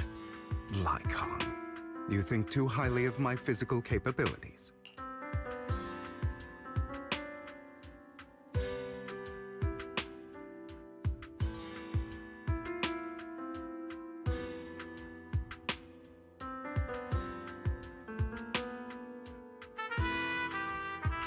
Well, thank you for your cooperation. I must say, if nothing else, at least your acting skills have improved. Why do you look so angry? You should be happy. We pulled that off together with flawless teamwork and managed to fool everyone. Drop your foolish facade. I'm glad you still remember the code we set all those years ago. And thank you for ensuring your sleight of hand didn't deteriorate. Oh, right. I should also thank the blood bag hidden in my clothes and our other props. Do you remember when we last used this trick? It was probably ages ago. Sometimes I really don't understand you. Have you never thought about what the consequences would be if I didn't understand your code? If I decided against helping you? Or if I just couldn't control my strength properly? You'd understand it. Of course, if things really did go awry, I had alternative plans. You wouldn't be so arrogant as to think I'd bet everything on you, would you? You're insane. Aw, I'm flattered. So what exactly is the purpose behind all this? Surely after going to such great lengths to erase your own existence, you don't just plan to hide here and reminisce about the past with me. Don't try to brush this off. I've already helped you enact your plan. Tell me the truth. Don't get your tail in a twist. I have more plans that require your assistance, so naturally I would not hide anything from you. Simply put, as things stand, whether as Hugo Vlad or as Mockingbird, I am doomed to die. Seems you've made quite a few enemies. As a member of the Ravenlock family, I negotiated with Edmund and managed to obtain resources from Tops for my future plans. I also confirmed what attitude they held toward your master, the Mayflower family. Meanwhile, I used my identity in Mockingbird to strike a deal with Hartman and gather information on their collaboration with the remnants of the Exaltists. That's where I got my intel on what Bringer left. Oh, by the way, the crime declaration letter that your dear mayor received, that was also sent by yours truly. He's probably figured that out by now, right? Though I'm not sure if he told you. The mayor learned about the sacrifice attacks through his own means, but lacked an opportunity to take action. That warning letter was precisely what he needed. You aren't hopeless yet. How delightful. In short, I'm more well-informed than your lot because I get around, dealing with all these different important figures. But of course, it comes at a cost. It's only fair. After all, you can't hide the smoke from a wildfire. Rather than trying to carefully tame it and risk setting yourself alight, it's better to let it burn free. When I helped you put on your little act, killing you in front of everyone, you left the sacrifice core to Hartman. That was intentional too, then? Oh, yes. And it worked like a charm, didn't it? Now no one cares for me anymore, and all eyes are on Hartman. A perfect situation for keeping the Ravenlock family in check while dealing a cutting blow to the Exaltists behind them. Another crucial point is Vivian and Phaethon. I must sever any ties they have with me or Mockingbird. Although I feel bad for Phaethon about what happened, but it had to be done. That's the only way they would be safe, allowing the plan to continue. I noticed that you never turned your blade toward Master Proxy. So, those words you said back then were also... I will bloody my hands. I will carry the weight of my sins. I will become the Abyss. Obviously, it was all an act. My acting has always been impeccable, as you know. Hugo, you're taking such a tremendous risk. Why? Would you believe me if I said it's for justice? But unfortunately, it's not. I want revenge on the Ravenlock family. And I will make sure that despicable excuse for a human being, Hartman, suffers a slow, torturous end. Of course, I also promised Vivian that I would help her investigate the whole thing with the Exaltists. That's all. You don't look too good. Is it your wounds? No. This is the first problem I plan to resolve. Lycon, do you have a place that is sufficiently discreet, quiet, and can take a lot of damage?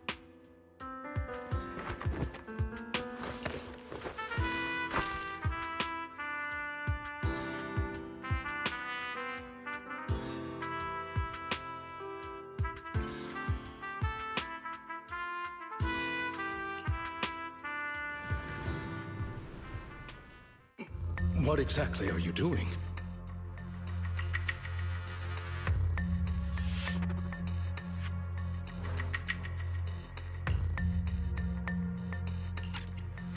Don't look at me like that. If I didn't have to do this, I wouldn't. Hartman recently obtained a bizarre substance, most likely from those crazy exaltists. After use, it allows control of the victim's mind, to some extent. You were dosed with it. To be more precise, Lycon, I deliberately allowed Hartman to put this drug in my cup to facilitate our previous collaboration.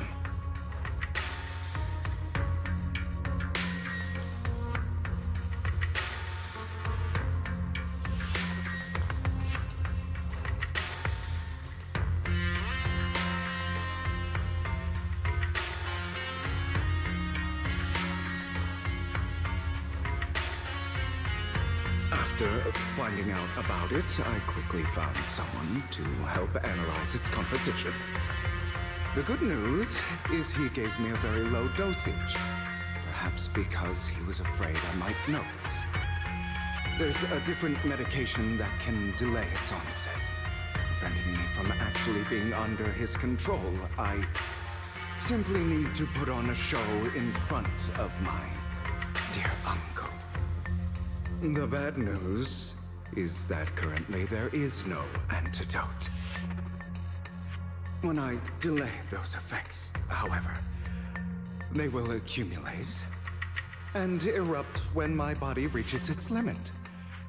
It may even break my mind. And that's exactly what's happening now. I need to endure those accumulated consequences. So, I will lock myself in this room for however long that takes. I've tied my limbs to prevent me from smashing this place or accidentally hurting myself.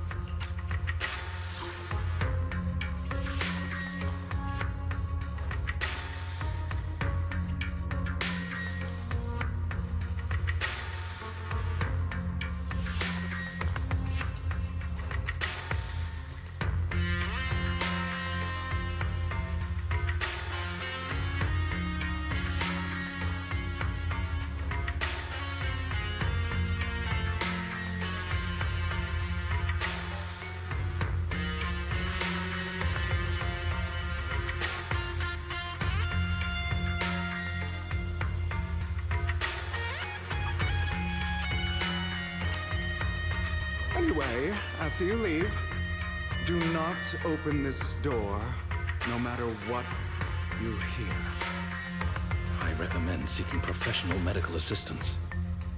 This is advice I received from a doctor. Or are you saying you don't believe I can make it? So, I can't. Come find me here at the scheduled time. All you need to do is smile and await my victory. What if I want to stop you? You know you won't succeed. You never have. And you never will. Well, time is short. Let's begin. I understand. Don't die, you stupid bastard.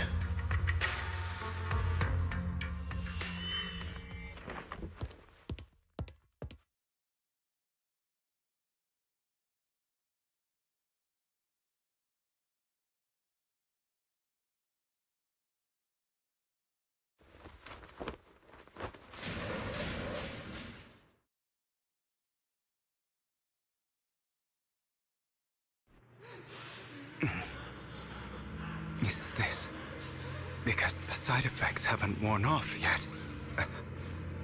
Lycon's late. I'm surprised.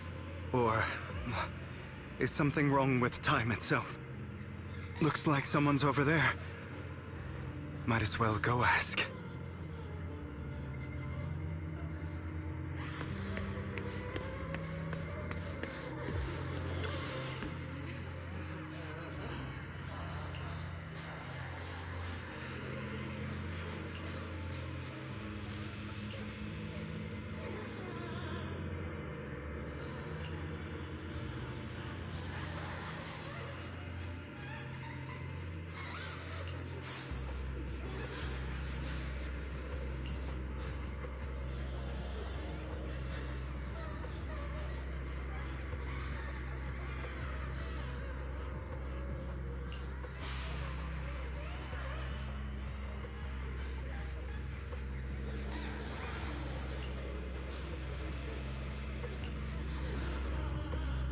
It's all your fault.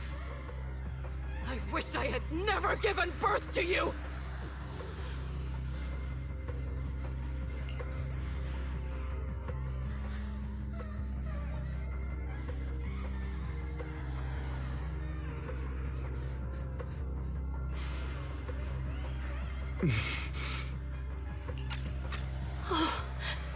Everything will get better if you just die, right? If you die, he'll come back. We'll have another, more perfect child. One who will inherit the Ravenlock family bloodline. Then I'll be able to escape this pain. So, Hugo, for the sake of Mommy's happiness, just die, okay?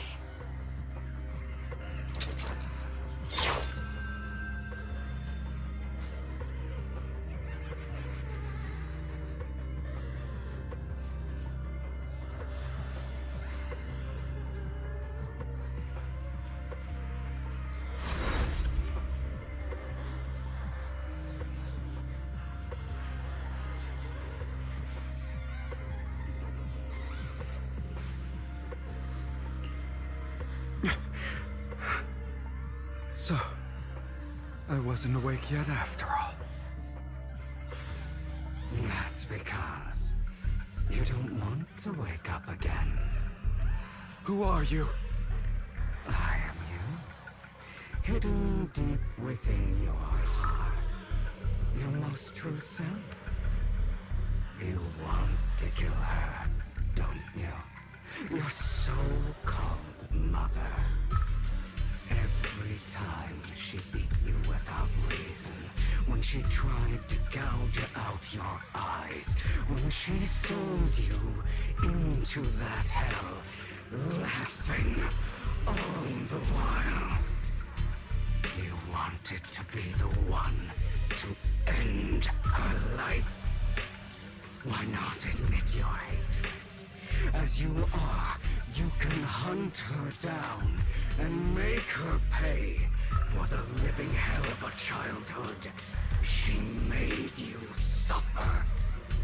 Yes, I hate her. I hate her because she was foolish and shallow, greedy and stupid. I hate her because she doesn't deserve to be a mother. She did everything she could to try and get into the Ravenlock family, believing she could live a life of luxury without having to do anything and never realizing she was a pawn, discarded from the very beginning. So she chose to blame me. Blame me for my heterochromia. Blame me for my very existence. But I won't kill her, because I know it won't change anything. She was incapable of loving me, just as she is incapable of loving herself. Have you been brainwashed by that dog? Keeping up the act of being some magnanimous and forgiving fool? Don't compare us. I've simply come to understand love or hate. I make my own choices, and they have nothing to do with anyone else. She sold you to the Ravenlock family for a huge sum of money. She used that money to start a new life without you. While she was indulging herself, you were going through hell in the Ravenlock Manor. Does it not torment you? Do you not feel hatred? Do you not want to demand answers?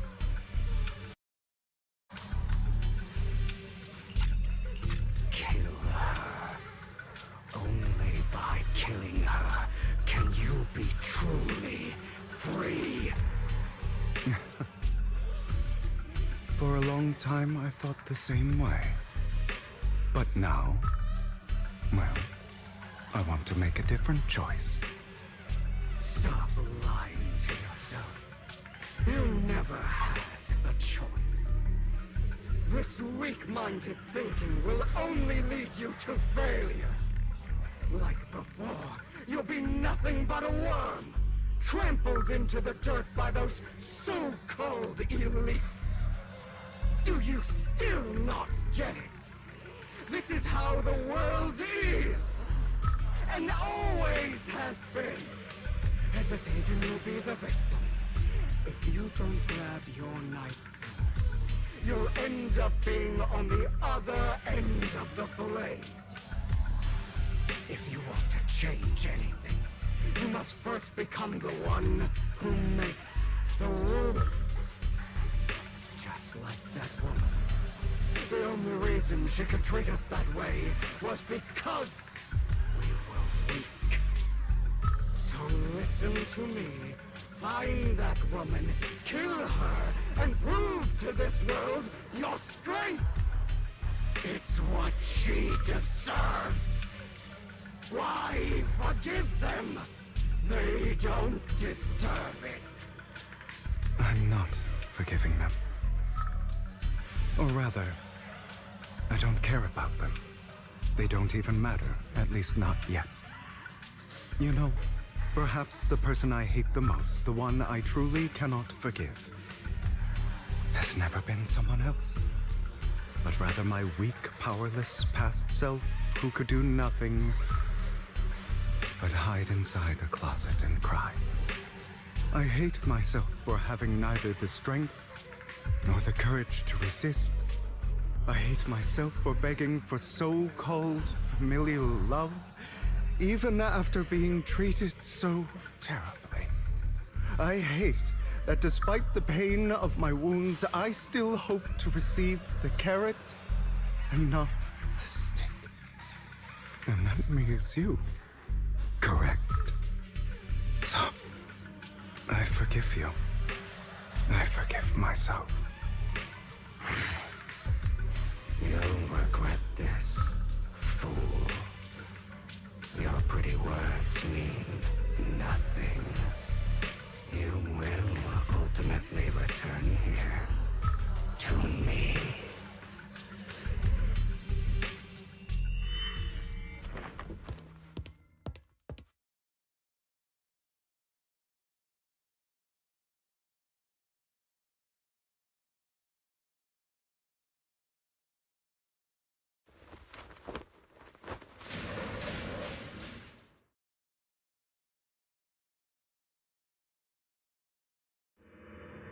I see. This is still an illusion. I wonder who's going to show up this time. Brother! Hugo, let's play hide and seek! I'm already hiding! You'll find me, right? Like you always do! Serena.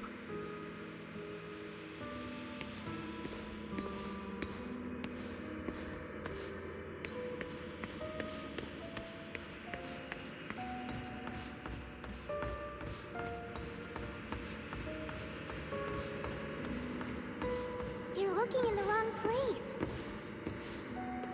I found an even better hiding spot this time. Harder to find than any place you showed me. Hey, Hugo. Do you ever wonder why I had to die? It was because of me. That's right. It was because of you. It's all your fault. If only you didn't exist, I wouldn't have had to suffer.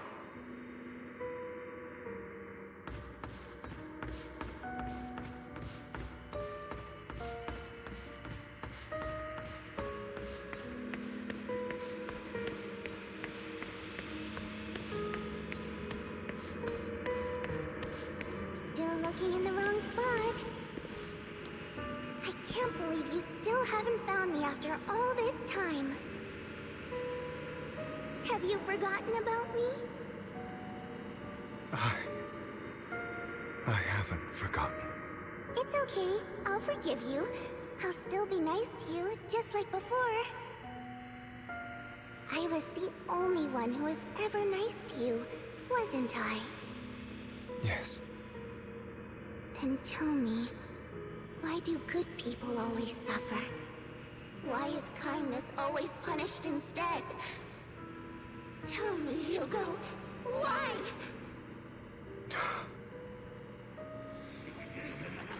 Hugo, are you lost? Go back the way you came. I left you a surprise there.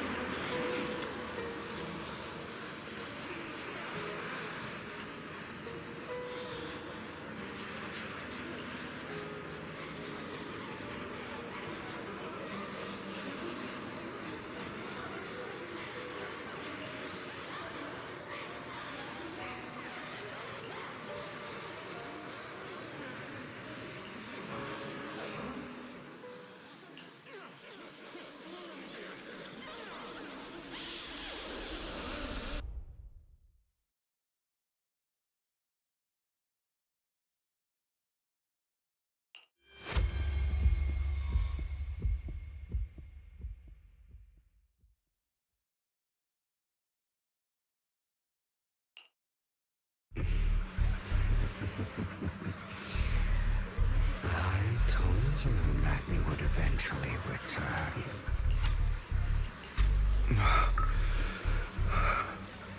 We meet again, my friend. I told you, I am you. The side of you that you've always tried to deny existed. Of course. I know. This time it's about Serena. Right. Yes, your half-sister. And the only child in the Ravenlock family who was kind to you. Unfortunately, it was her kindness that led to her untimely death. It was my fault. I don't like the way you blame yourself. Because that means I'm to blame as well.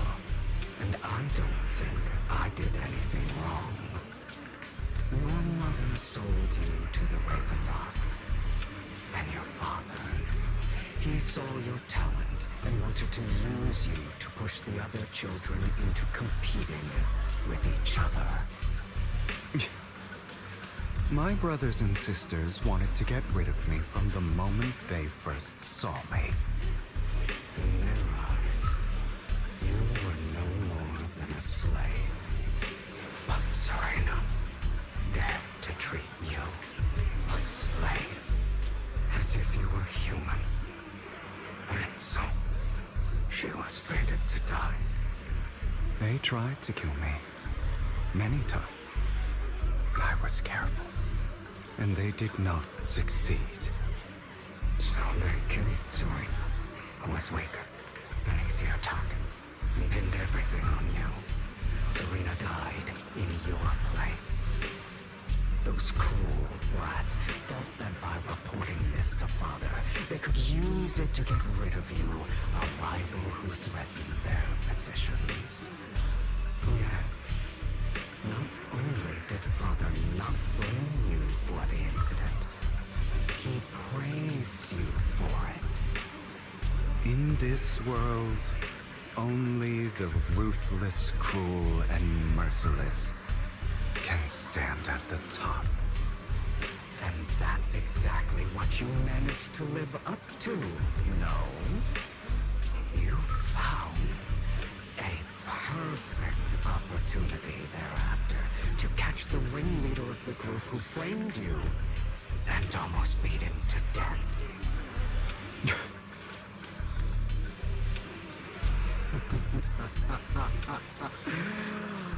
Oh, you should have seen the expression on your face back then. Oh, crazed and manic with utmost delight. light. I don't remember that.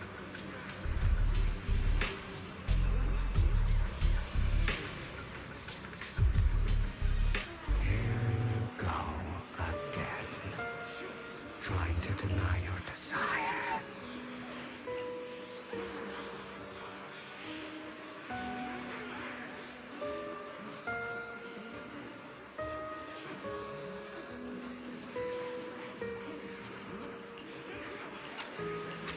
Deep down inside, you've always wondered, asking yourself why these evil people never got the punishment they deserve. Why the world is so unfair. Don't you want to rip them to shreds?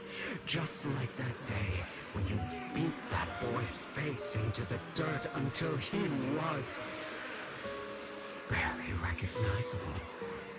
His disgusting blood staining your fists. Recall your exhilaration, your cathartic release of rage, that outpour of hatred.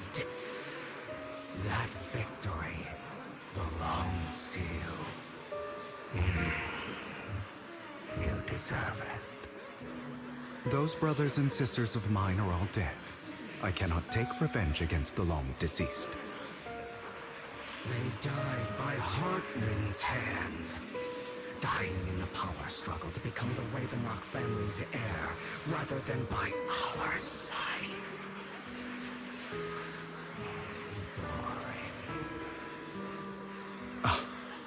Boring. I find it hilariously ironic. Children who would murder their own kin for scraps of power dead at the hand of their uncle who followed their example. Is that not karma? Power struggles pitting kin against each other, betrayal, suspicion, and hatred between people of the same blood. It's like a curse, written into the Ravenlock family's genes. Laughably stupid. Don't forget, my dear, that the same blood flows through your veins.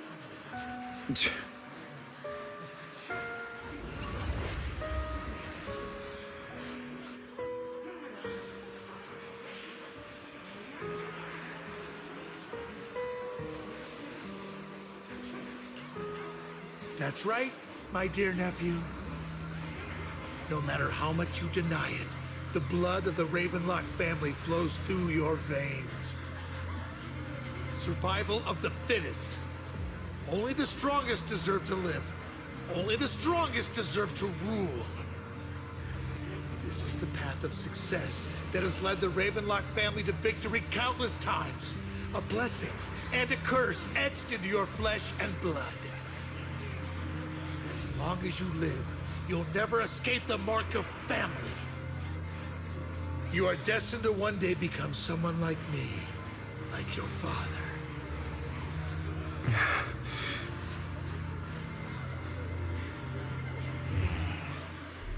Is that fear I sense? I can see you trembling. Why does the Ravenlock bloodline terrify you so? I won't become like my father. Never. You won't become a failure like him. So relax. Our power eclipses him, and so does our ambition. So, do not deny your own desires. Do not resist your own ambition. This is the talent you are born with. The best gift fate has ever given you. Admit it. Deep within your heart lies a spark, yearning to ignite a raging inferno that will burn everything down.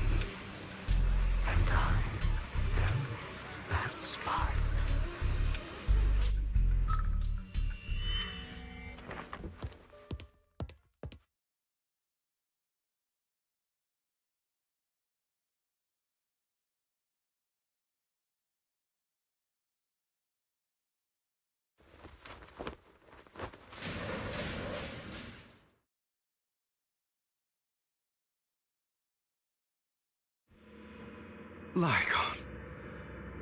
Never thought I'd be this genuinely thankful to see you. Seeing you means this never-ending nightmare is finally over, right?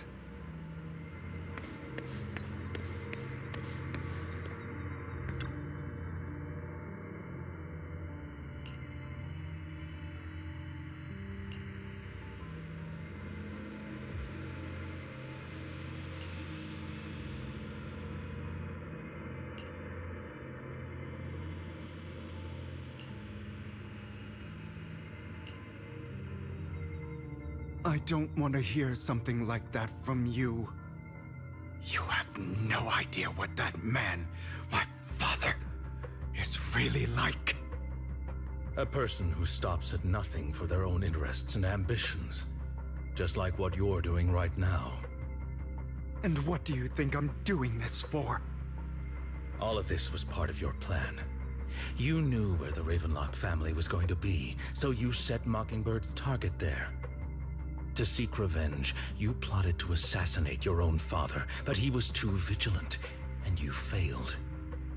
After almost being assassinated, your father was furious and locked everyone in the hall, but was unable to find the assassin.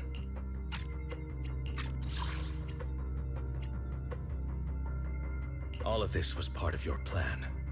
You knew where the Ravenlock family was going to be, so you set Mockingbird's target there.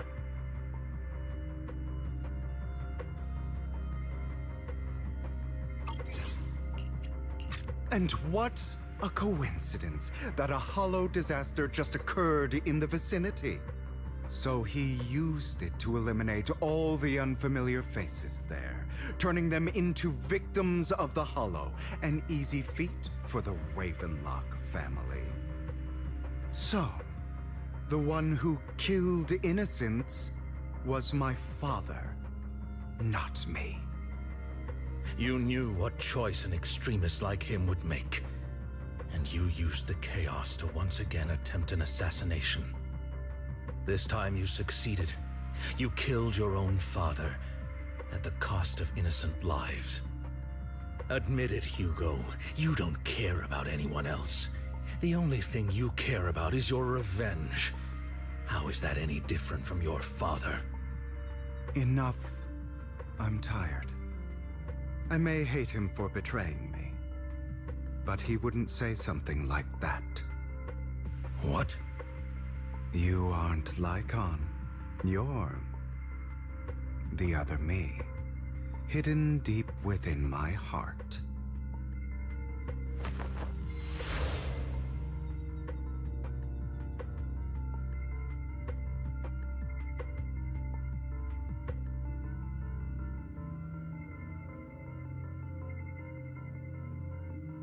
I've been waiting for you, my dear.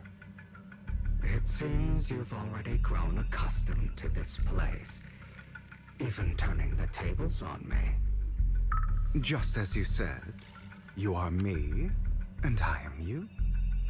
There's no such thing as having an advantage over oneself. We are ultimately one and the same, forever inseparable. Then you should know what I want to say. When you and Lycon split, you didn't even try to clear up the misunderstanding, didn't deny or argue against what he said. Because you realized that deep down, he was right about you. You just hadn't acted on it yet.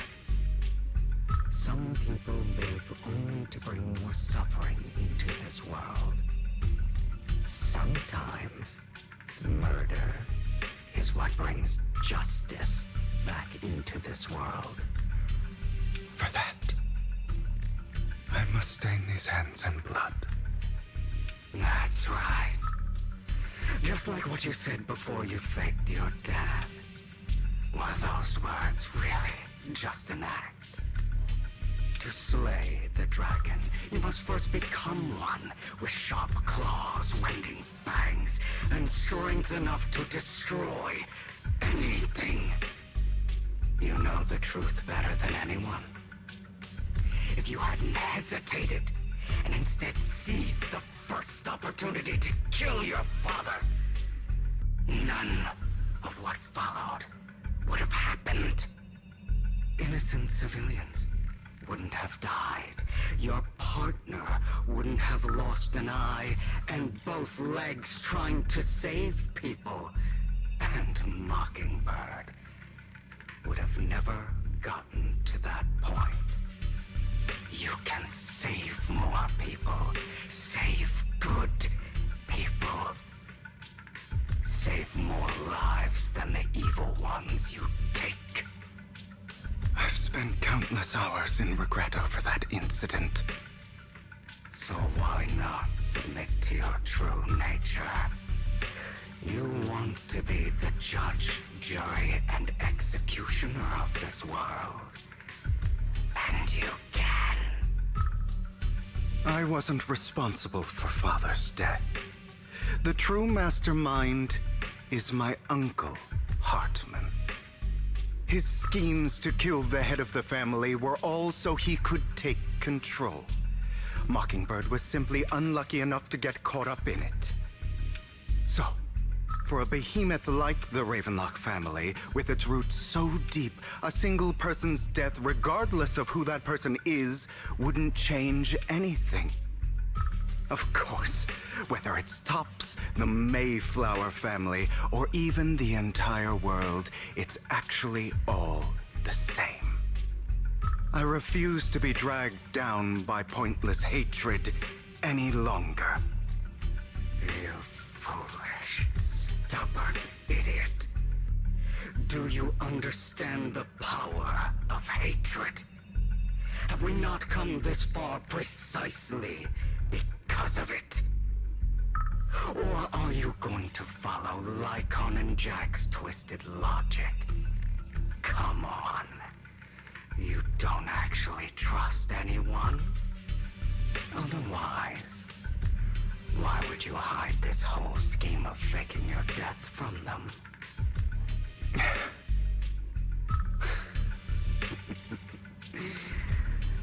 You've built an impenetrable wall around your heart, keeping everyone out. Of course you are right to do so. No one in this world can be trusted. Always. All you'll receive is hatred from your own blood and no love. Suspicion from your companions, and betrayal that comes all too easily. But the most ridiculous thing is that you want them to trust you. You stay silent and long for them to notice your suffering. You yearn for your companion's understanding and trust. Idiot. That's why you are incapable of exploiting them for your own end.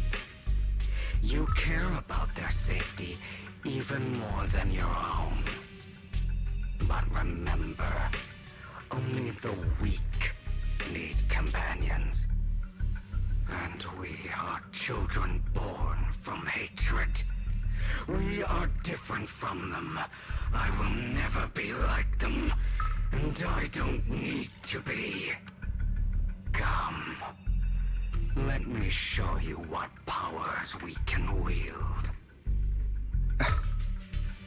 But you are me, and I'll never lose to myself.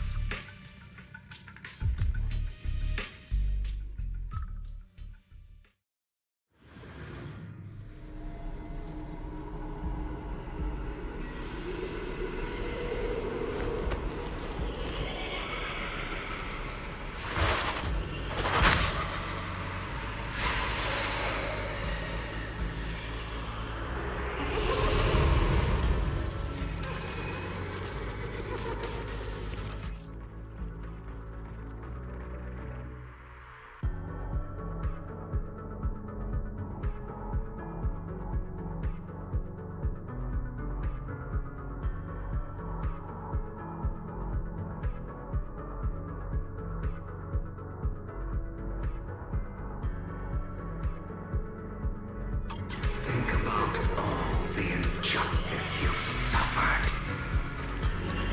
If you choose to forgive, you're betraying yourself. You know that. Letting you consume me would be the real betrayal to myself.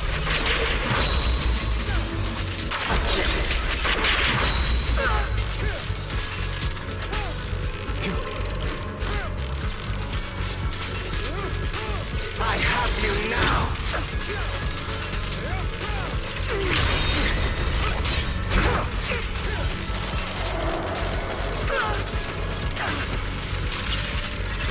You're just afraid to admit it. My way!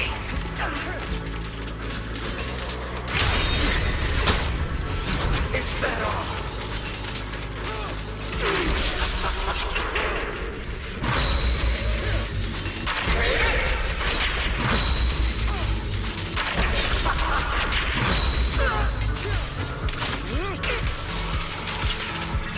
You're too scared to face your true self and what you truly desire.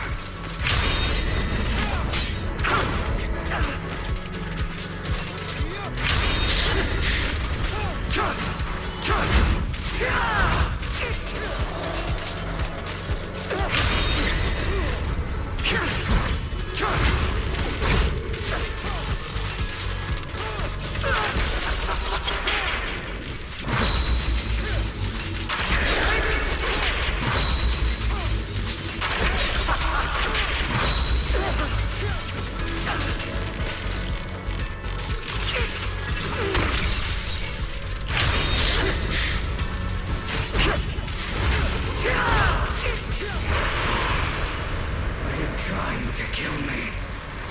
You think you can just get rid of me? Without me, you are nothing. For what it's worth, thank you. Don't be afraid. You and I are inseparable. You're part of me, just as I am part of you. Fancy words won't change anything. No. It's not just platitudes. I finally understand. Some pain only fades when it's seen, when it's accepted. So I won't fight you anymore. I won't hate myself anymore. Weakness, hatred, malice, strength, forgiveness, justice. They're all part of me. All of this makes me who I am. That's why I won't get rid of you. And I won't resent you. I choose to embrace you.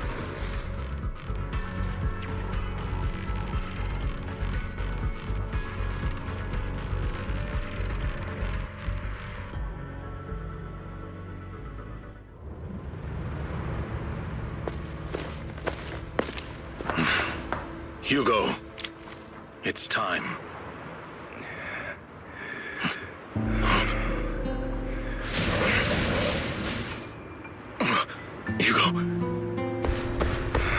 Hugo, you...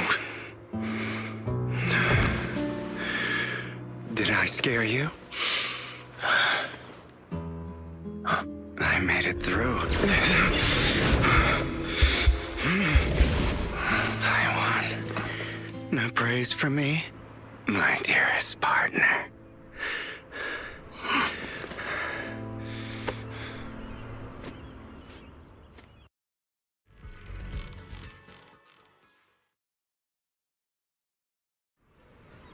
This is just like what I saw in my dream.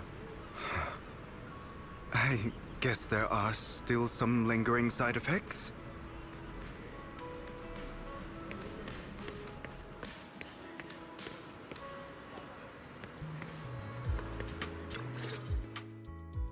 Ah, my former partner. You're still as punctual as ever. Are you sure you're fully recovered? How about we fight? And I'll show you how recovered I am. I refuse to fight someone who is in need of medical attention.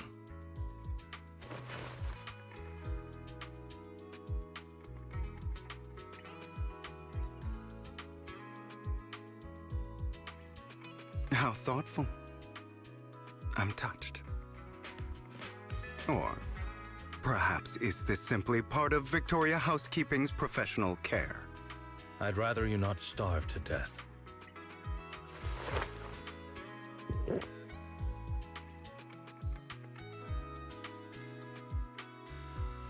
Not to your liking. I'm fairly certain this is the same kind as before. No. I've just gone too long without food. It feels a bit uncomfortable. Either way, thank you. Now tell me, what exactly happened in the warehouse? Just going a bit crazy from... you know what? Were you expecting anything else? But I did have a very long dream. A dream about many things from the past. If I had to put it into words, it would be like giving myself psychological therapy. You seem like you could benefit from some too. How about it? Want to book a session with me? Trust me, I'm a pro. Seems you really have recovered.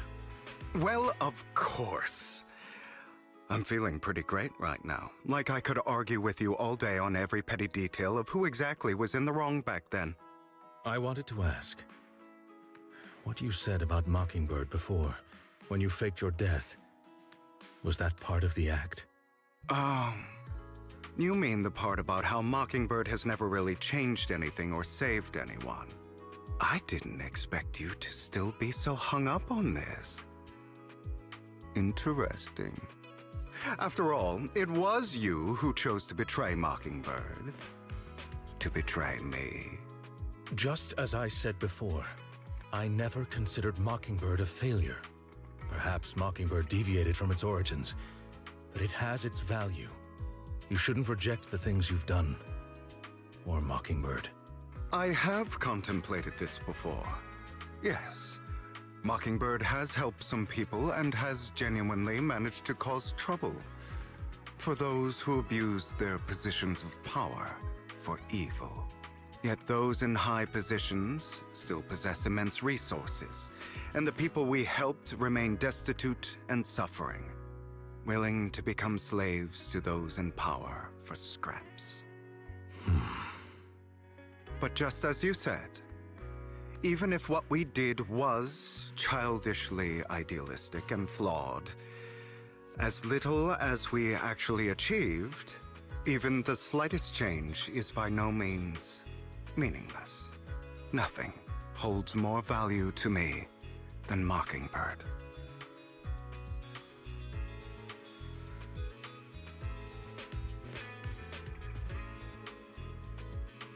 All right, let's catch up later. I still have things to do, and need to wrap up my plan. I thought you would rest up first.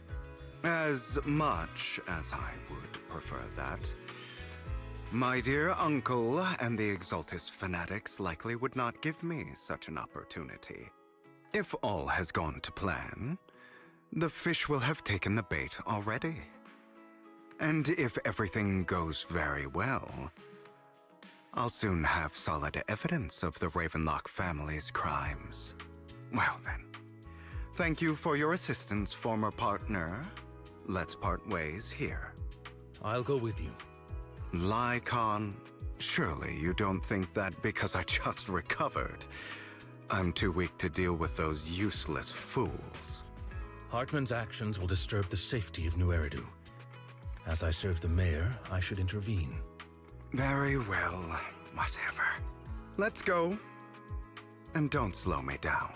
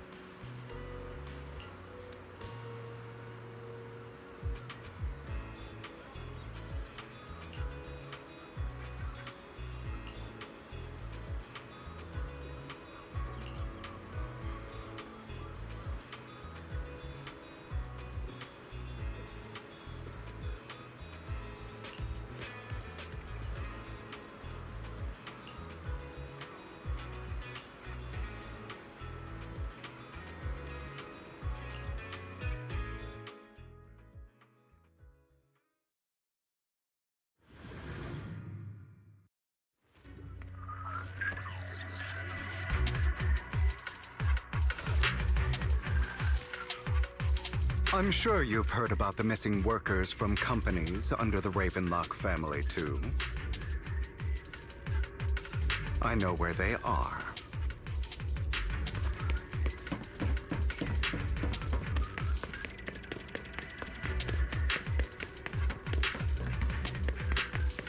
Those are Ravenlock's men. The workers with them are the victims who were tricked into going into the Hollow. Come on, let's get them out of here.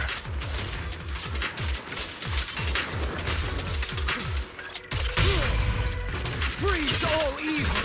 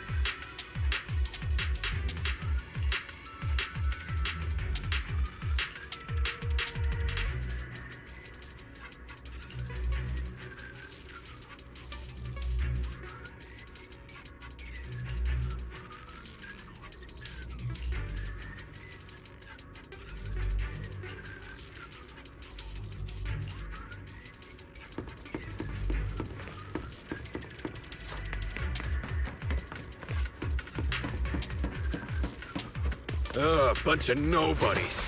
Annoying as hell. Kill them! You're welcome to try.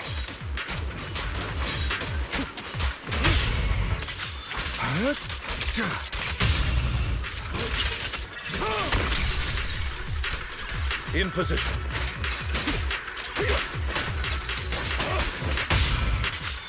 Yep.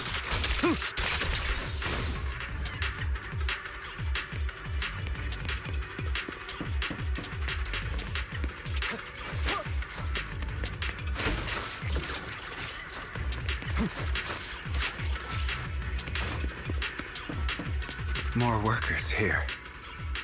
And quite a lot of them.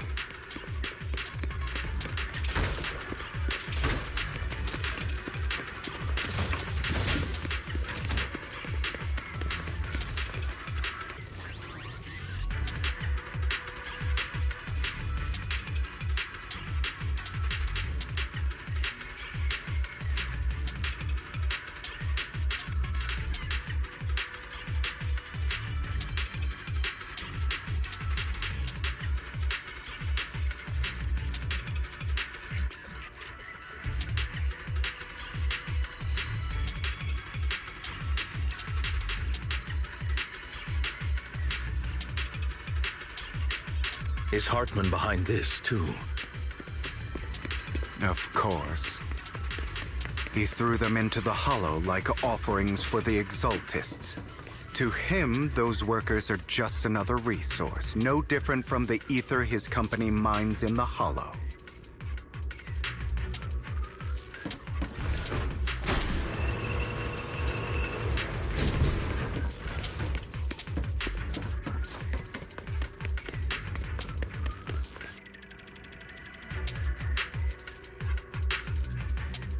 There's more over there.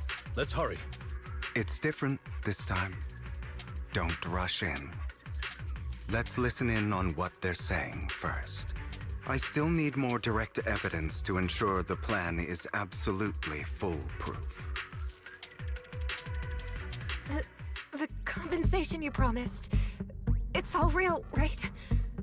All we have to do is follow you into the Hollow for some simple tasks, and you'll give us a huge sum of dennies.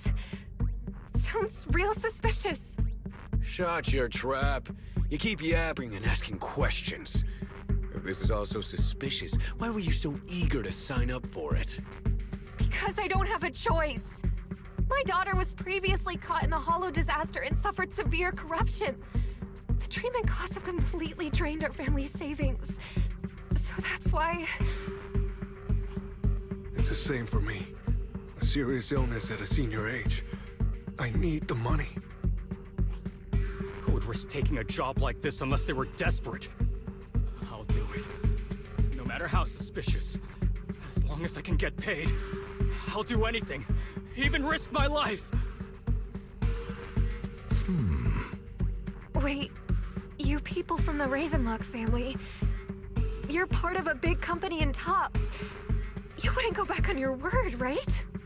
Don't worry, you'll get every dinny you were promised. But before we start, you all need to take this medicine first.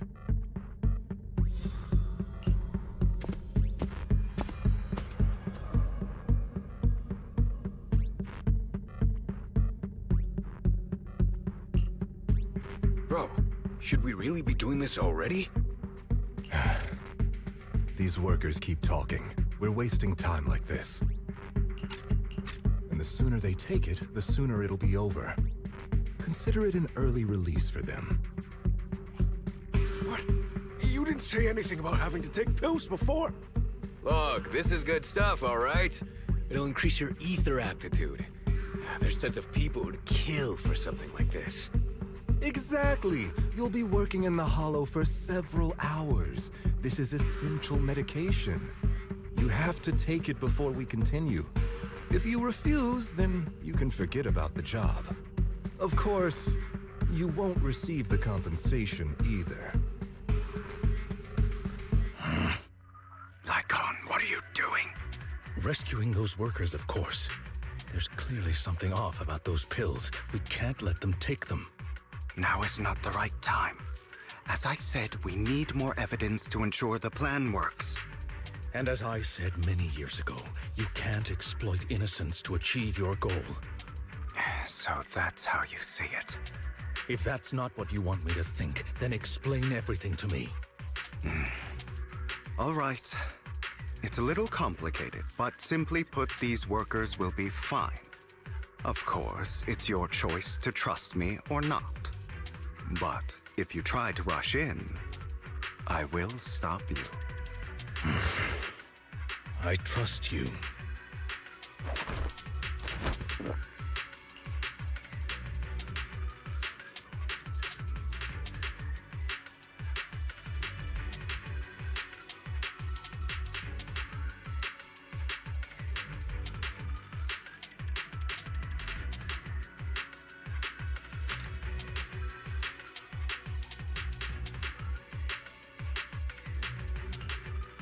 All right.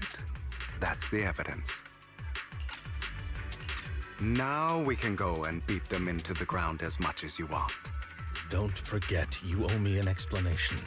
Also, don't overdo it and kill them. Even if they're the worst of the Ravenlock family. All right, Your Holiness, Saint Lycon. Who the hell are you? Why don't you take a guess? We're the ones here to stop you. Can't remember the last time we worked this well as a team.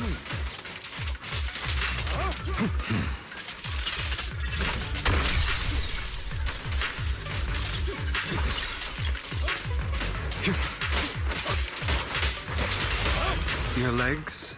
How are they feeling? I'm fine. To be honest, I think I prefer the way you used to fight. You had a lot more aggression. I've merely learned to control my strength. When I need to be aggressive, I will be.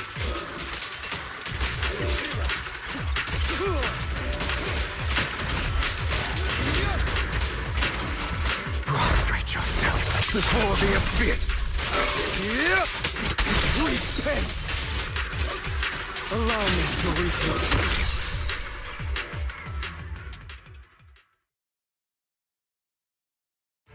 Damn it! Who the hell are you? How dare you mess with the Ravenlock family? Ravenlock. Savor the name while you can, for it will soon cease to exist. What's that supposed to mean? It means exactly what I said. I think this might be good for you. Sever your ties while you can. You still have a chance to walk your own path. The family's honor comes above all else. Is that really what you think? I saw the compassion on your face just now. You're not from the main family, right? That's why you were assigned to these trivial tasks. But in reality, there's no need for you to keep playing this boring game for them. I don't have a choice. From the moment I was born into the Ravenlock family, You always have a choice, if you're willing to act. All right, let's end the small talk here.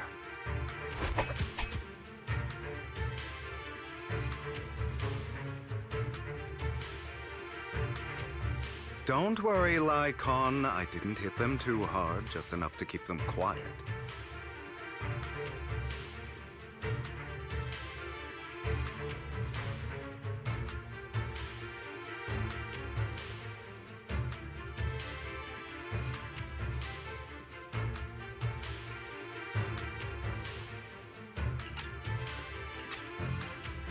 How's that?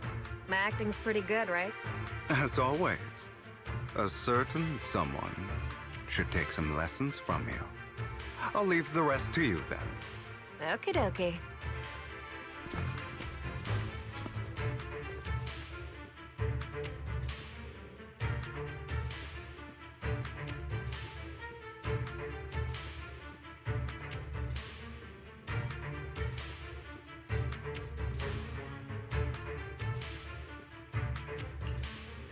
Okay, now can you tell me exactly what's going on here?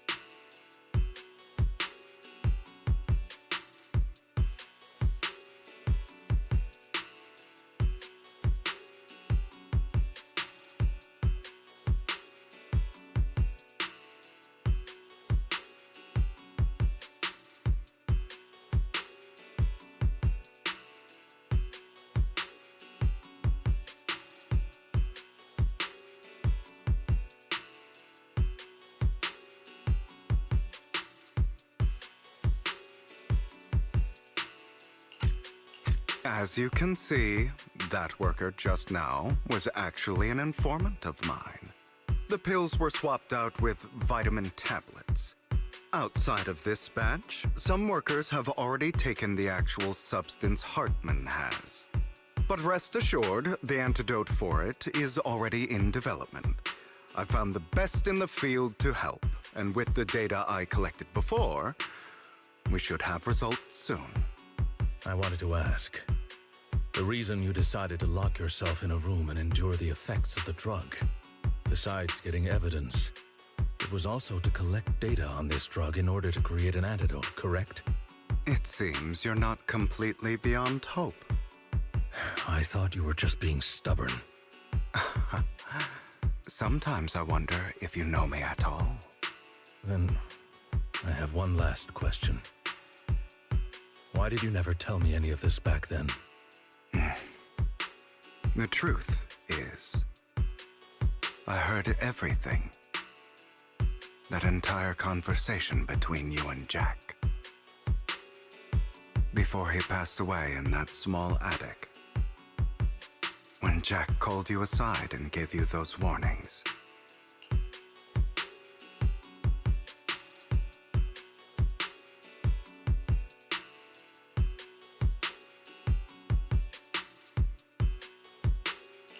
When he told me you might go down the wrong path? That's right. You never said anything. What would I even do? Scream and rage over your suspicions, or get on my knees and beg for you to trust me? You know there's no way I'd allow myself to do such a thing. Besides, back then, even I was confused about myself. Jack, It's all in the past. You don't need to explain anything to me. Enough. We should get going. If we're going to reminisce over the past, we should find a more suitable location.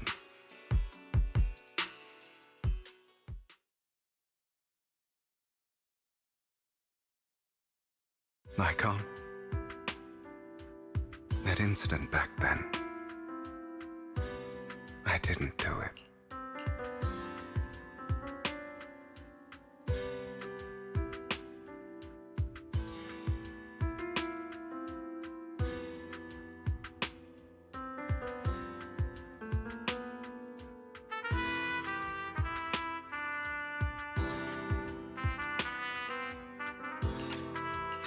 It was a scheme Hartman devised to take over the family. It was Hartman who killed my father, too. I only discovered the truth long after the fact. I did indeed attack my father, and I thought he was dead. But he wasn't. I couldn't kill him. And even before that, if I hadn't hesitated, none of what followed would have happened. Even now, I still think they deserve death. But I no longer care to personally deliver that fate. They're beneath me. And I have more important things to do. I know we may never agree on that point, Lycon. I once wanted to fight against those ugly truths that defined me, but I discovered that the more I rejected them, the more painful it became. So, I could only accept that crazed, hateful, and malicious side of myself. As long as I know I will never become like my father, like Hartman, that is enough for me. You've changed, but I think that might be a good thing. Don't patronize me. You've changed a lot too, compared to before. I still disagree with Jack's words, and I won't forgive your betrayal.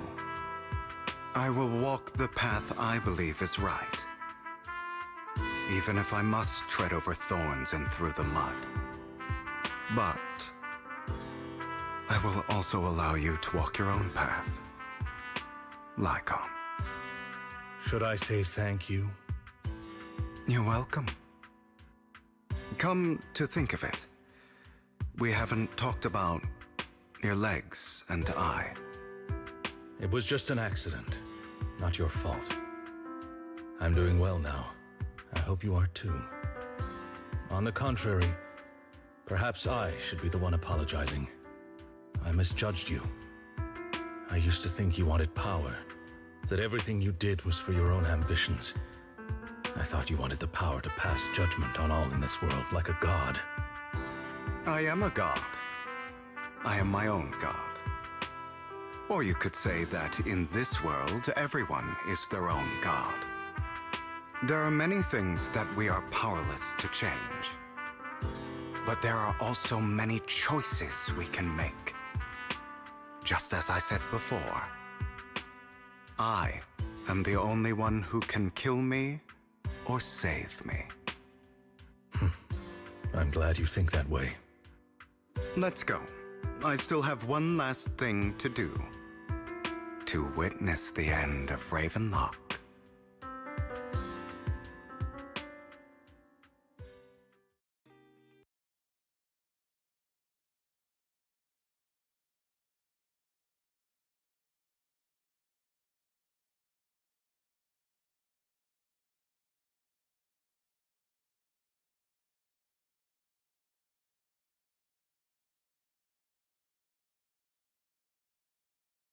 You really think you can take my place if I die? Never, you filthy bastard! Your little tricks mean nothing. As long as the Ravenlock family stands, I can still get back on my feet. You still don't get it, do you? This was never about avenging my father. And I don't care about taking your place. I didn't come this far just to kill you. That'd be pathetic. Right on cue. Why don't you take a look at this, Uncle? On behalf of TOPS, I'd like to clarify that we had no involvement in the Ravenlock family's actions. TOPS is officially terminating all partnerships with the Ravenlock family, effective immediately. We will have no further affiliation with them. Are you crazy? What the hell do you get out of ruining the Ravenlocks? You want to be a petty thief forever? Thief? Oh, Uncle. Allow me to reintroduce myself. I'm the name people whisper about. The one who robs the rich and gives to the poor.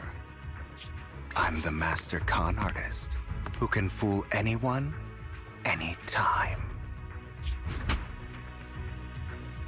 I'm the leader of Mockingbird. The one who turns every headline into my own stage. I have friends who'd catch me if I fall, partners who'd shed tears for me, and allies who always have my back. I am Hugo Vlad. You're the one who needs the Ravenlock name. I never did. You ungrateful bastard! You should have never been born. You flatter me. Same goes for you, Uncle.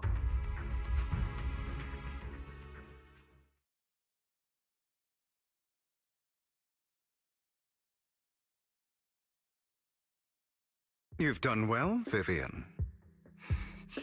You had better give me an explanation. And here I thought this would be a touching reunion. What's with all the anger?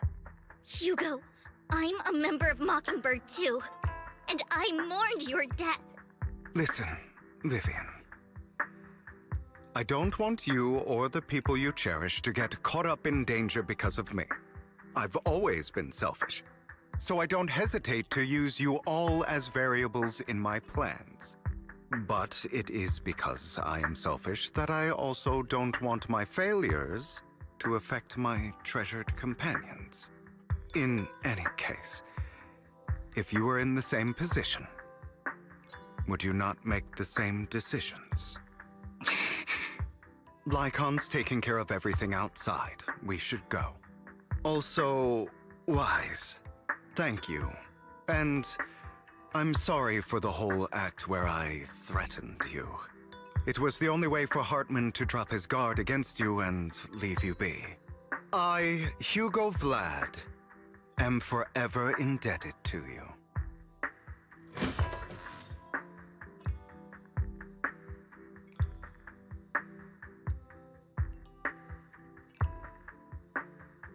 Master Proxy, although it is late, there is some important intel that I must give you now. Did you know about Hugo's plan to fake his death and everything that's been happening, Lycon? I was simply playing along. After all, I could not determine whether Hugo's plan would pose a threat to you. You are a student of the mayor's late friend, and I am obligated to protect you. You still have that habit of finding awkward excuses when you're embarrassed. Mr. Hugo Vlad, if you have any important intelligence to share, please do so with haste. I need to return to rest before midnight. You two sure are, close. For the sake of a certain old fossil's sleep schedule, I'll keep it brief. I learned from Camille that Dina intends to embed the sacrifice core into the sacrifice. Apparently, it will make the sacrifice much stronger. Sacrifices created this way will not retain their minds and will indiscriminately attack all living beings, including their creator. So the Exaltists don't do this. It would bring them no benefit. But Dina's concoction can control people's minds. If a person takes the pill and is injected with the serum Landon left behind, the sacrifice would be under its creator's control. Although the dormant sacrifice has been destroyed, Dina found a batch of that serum her father created and wants to create new sacrifices. Putting aside the sacrifice for now, Hartman's sacrifice core is fake. We don't know where the real one disappeared to. The real core has always been here. Here? In Lord Phaethon's video store? Vivian, do you remember when I suggested you give that collectible to our dear Proxy? I remember. But that was just an ordinary pendant. And I've met the person who submitted it. She has absolutely no connection to the Exaltists. How about our dear Proxy take out that pendant so we can take a look?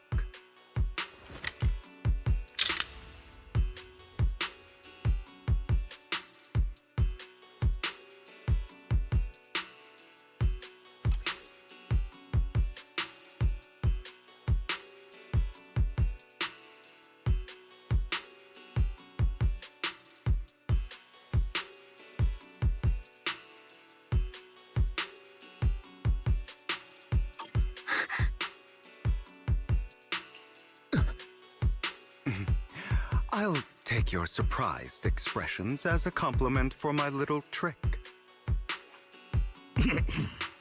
I will hand over this core to the mayor as agreed, since he fulfilled his promise to protect Vivian and the manager while I was pretending to be dead. I won't go back on my promises. No wonder the mayor would promote rhetoric favorable to Mockingbird. I can't believe I thought he was actually being sincere. Since we have the sacrifice core, all we have to do now is stop Dina from using innocent people to make more sacrifices. Yes, and we need to destroy the last batch of Landon's serum. Hopefully with no options left, Dina will give up her obsession. All right, that's the important stuff. I'm going to go and confirm where Landon's serum's been stashed. I'll contact you again once I have something.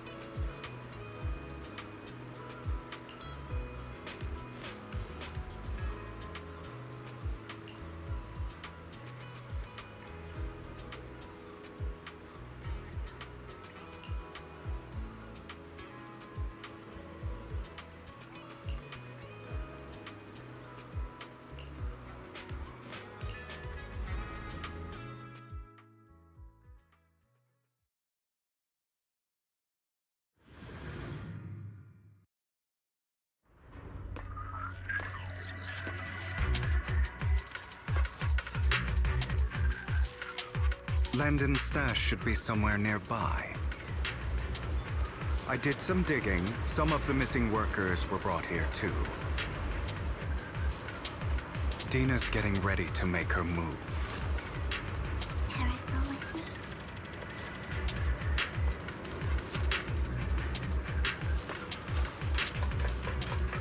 Don't worry, we'll clear them out. Don't touch me.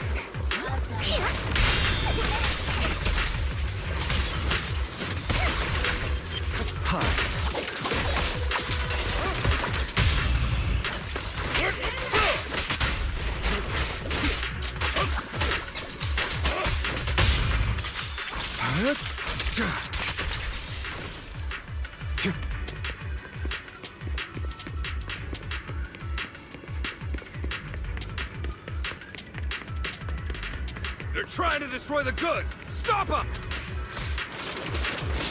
We need to take care of the guards first.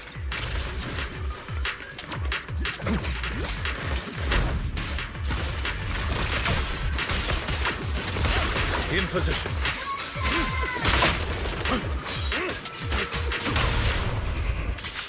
Yep. Scram before I get angry.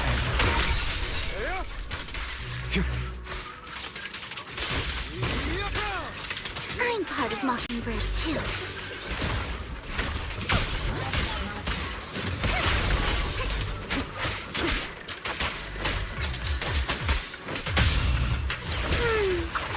Some of the serum is stored in this warehouse.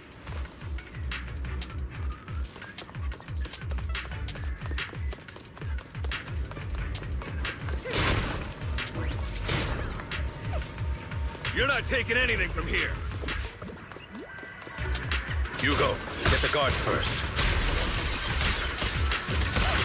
Understood.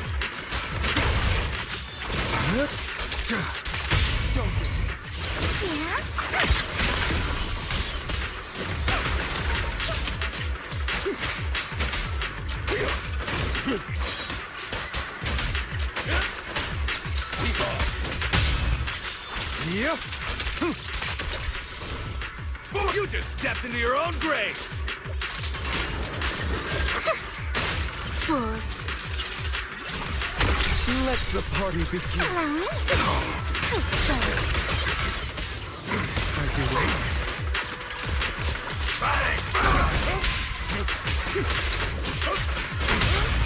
Truth is a beloved fairy tale.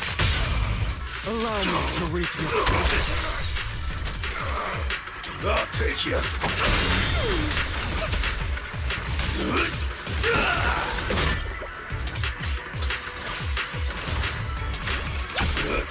Who dares get between me and Lord Satan? In position.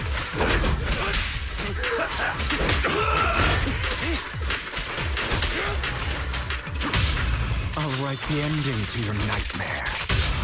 Prepare to kneel before me. More of Landon's serum survives than expected. Fortunately, since they're still here, it means Dina hasn't executed the final step of her plan. There's likely a lot more stashed around here, and we have yet to locate the missing people. Our actions here won't go unnoticed. Perhaps they're making plans to deal with us on their side. With Landon and Dina's concoctions combined, she may be capable of creating a sacrifice that obeys her. If it comes to that, this will get far more troublesome. How about we split up? Hugo and Lycon will destroy what remains of the substance around here, and Vivian and I will go search elsewhere. Very well. Let's go with your plan. But be careful if you encounter Dina and her people. According to Camille, she's absolutely obsessed with completing her father's dying wish. Who knows what she may try? Let's part ways here for now. And perhaps the other manager could use EOS to guide us. Sure. I've been feeling way better these past few days, so just leave it to me. It's only now that I realize how fortunate we are to have two Lord Faithins. Yeah, but I feel like our work's doubled. In the past, Wise and I would only ever work on the same route. Greater power means more responsibility. And in any case, I'm sure the mayor would be able to provide double compensation. He's a very generous person, after all. Right, Lycon? I will request additional compensation from the mayor. It's not about compensation. It's just... I'm still not used to us being separated in the Hollow, so I'm worried about Wise's safety. Oh, but I have no doubt in your abilities. I just haven't gotten used to it yet.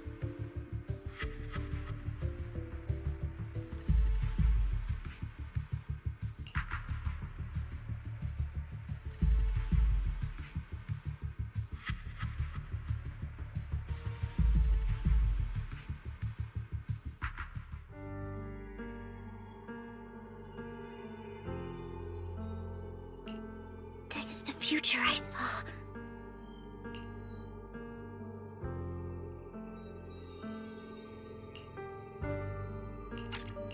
Lord Pathan.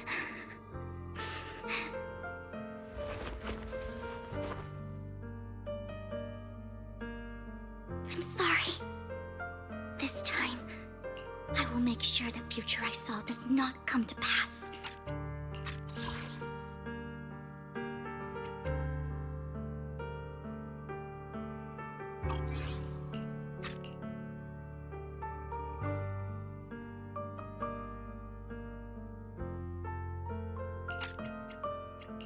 I don't want to bring you misfortune.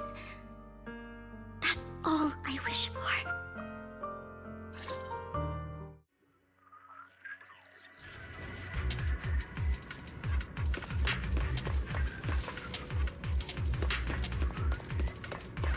Leave this to me, Lord Phaethon.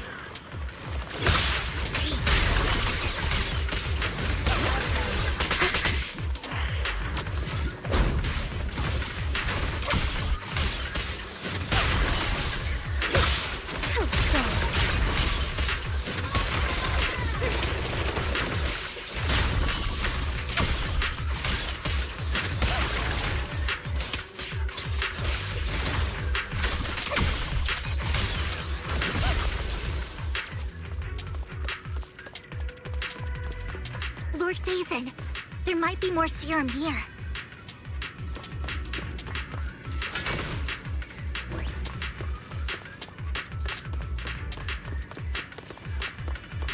How dare you steal from Lady Dina! I'll try to go easy on you. No promises.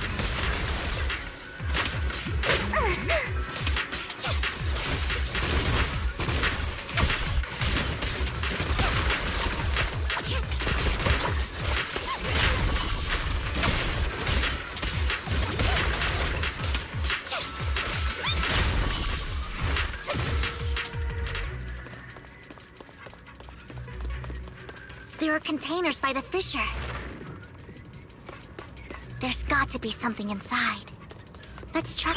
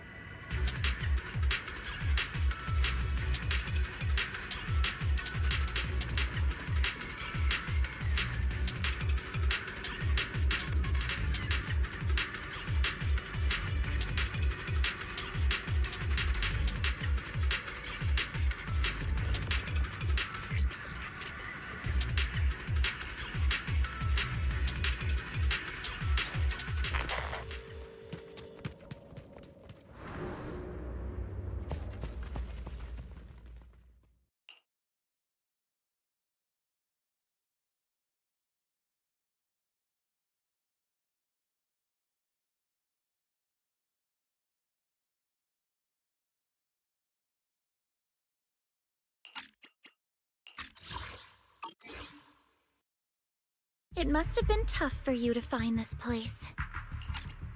Vivian, if you had stayed out of it, I wouldn't be so eager to get rid of you. Those people have been taken to safety. You're all out of options. They're just mere test subjects. So what if they get away? There will always be people consumed by greed, and therefore, they will come willingly to me. In any case, what are a few sacrifices in comparison to the completion of Father's grand ambition? Dina, you deceived those people. They didn't come willingly to you. You tricked them, just like Landon did back then. Deceived? Father gave hope to those who had everything taken from them by the Hollows. Vivian, you once rejoiced at the hope Father offered you, too.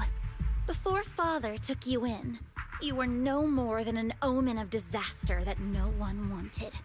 It was Father who gave you shelter and a purpose for existing. Do you remember the first time you bestowed a blessing under Father's guidance?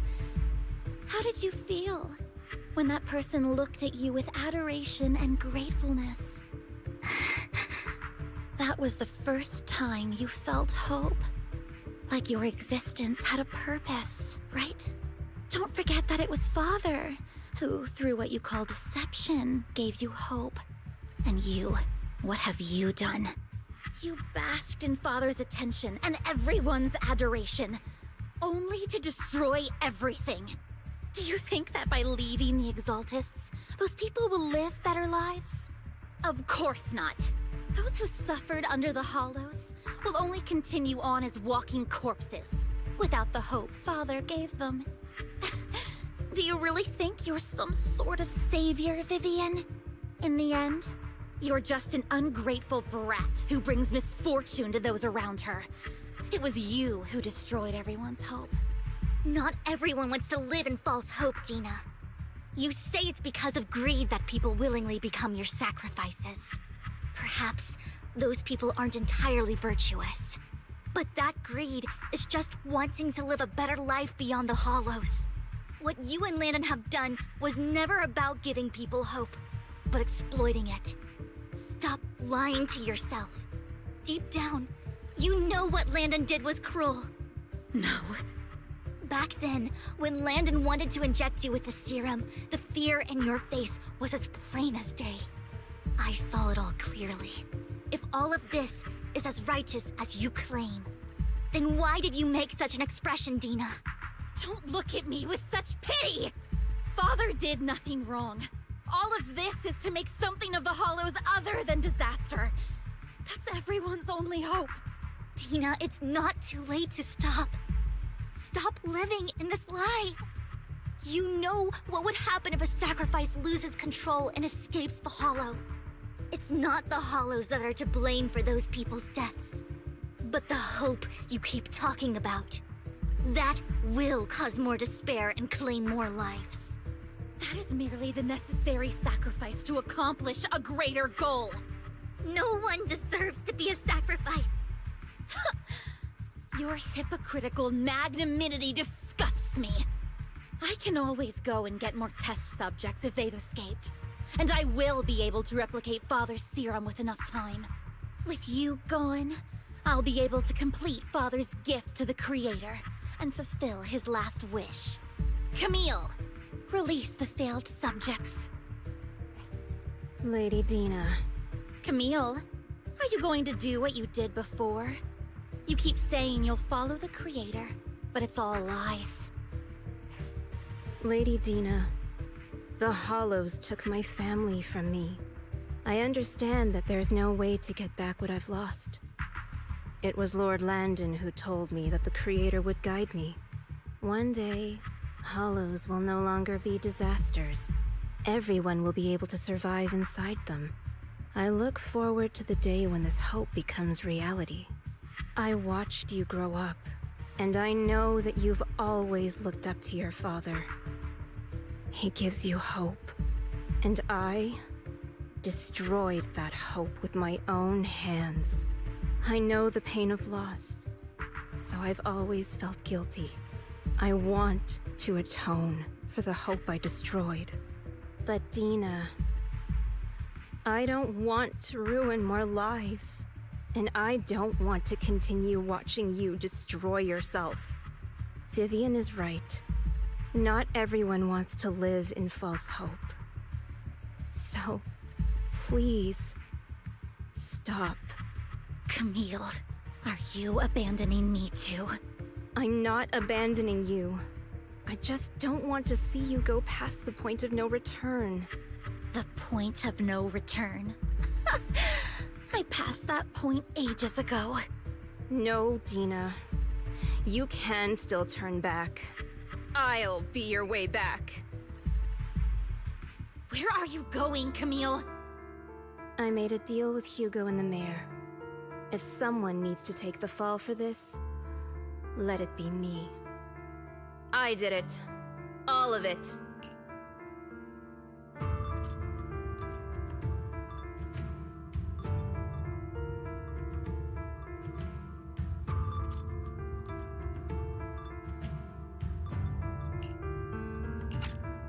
I've been forcing Landon's only daughter, Dina, to research how to create sacrifices. I colluded with the Ravenlock family for my own gain. Everything Dina did was under duress. Since I've kept her captive for so long, she doesn't have the skills to survive as an independent member of society. She'll need a caretaker and teacher. Someone who will look after her and educate her. No! I refuse, Camille! I refuse to accept this! Dina, I'm going to dispose of those failed subjects. I won't allow it! You'll die! I won't allow it! You can't leave me. I command you! You've always followed my orders, and you will follow them now! It wasn't your orders that I've been following. My younger sister, who was stolen from me by the Hollows, also had such beautiful red hair. When Landon told me the Creator could bring me hope, you were standing there, right behind him. I was certain, then and there, that this was the hope the Creator had given me. Start over, Dina. You still have so long, so much time. You'll make friends, find people who love you, and make many beautiful memories. That's not what I want! Camille, you're not allowed to die! I won't allow it! I won't allow it! Goodbye, Dina. And I'm sorry, Vivian. I'll leave the rest to you.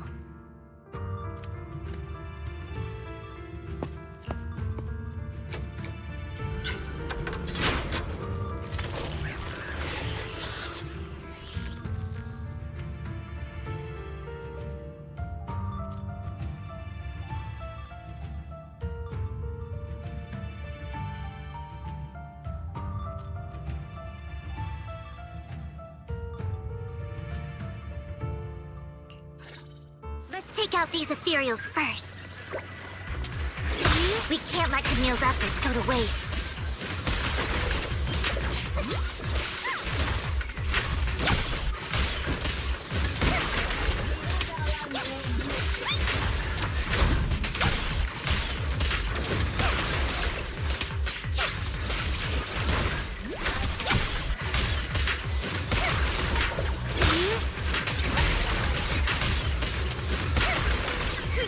Ambush!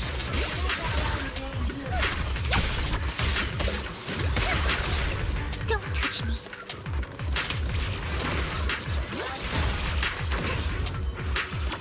Let's go after Dina, Lord Phaethon.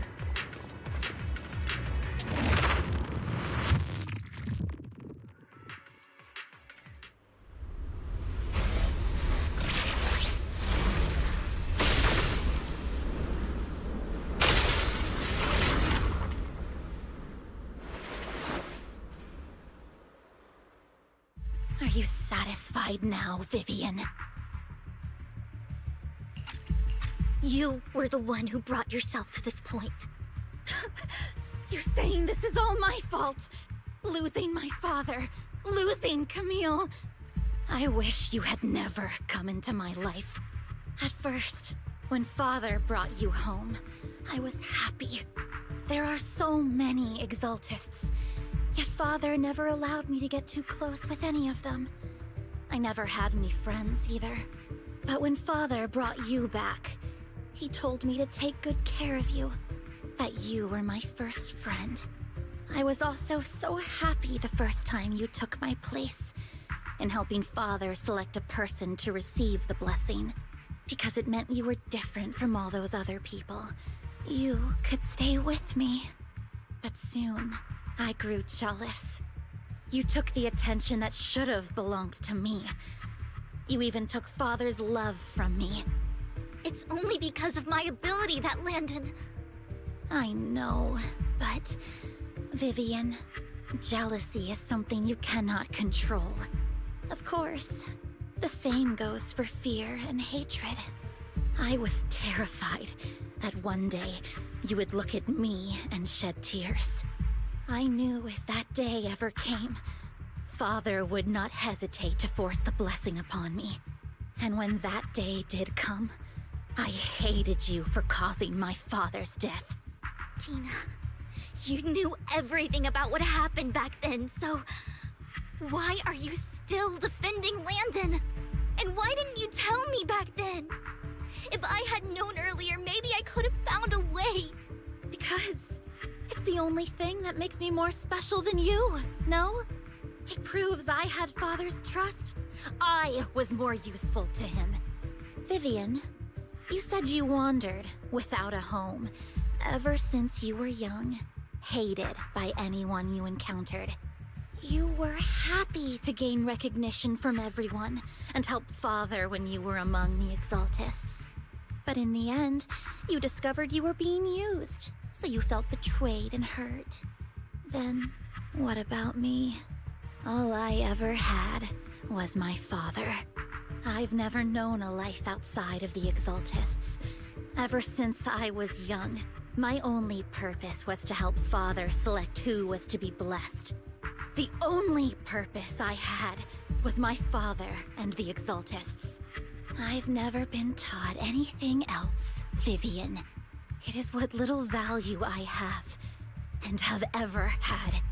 In the end, you took even that from me, and completely destroyed it. You think you're doing good and fighting evil. You've only managed to affect a small part of your world.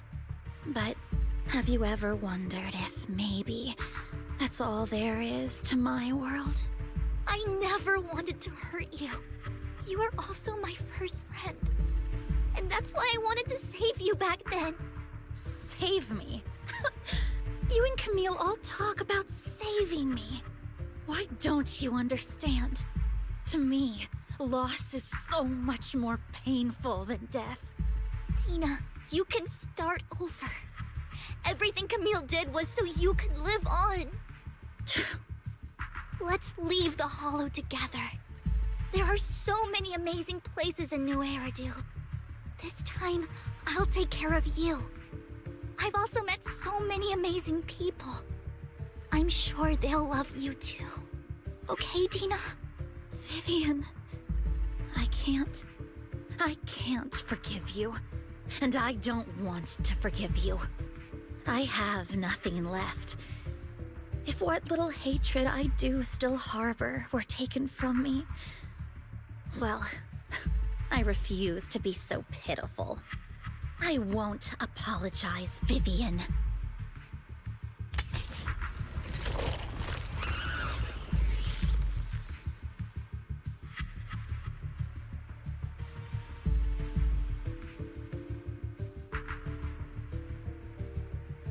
I don't want to hate myself, so I can only hate you for killing my father, and hate Camille for leaving me. That's just the kind of person I am. Hateful and despicable. I refuse to owe anyone anything. I refuse to feel regret. I won't. Vivian, I will keep hating you. I will take all who are precious to you.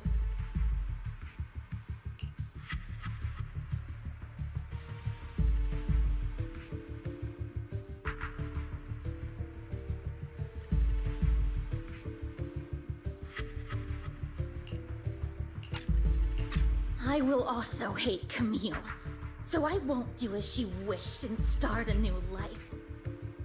Vivian, if you had never existed, if I had never, you would be... Lord Phaethon, please do not interfere. She was my first friend. I'm going to bid her farewell.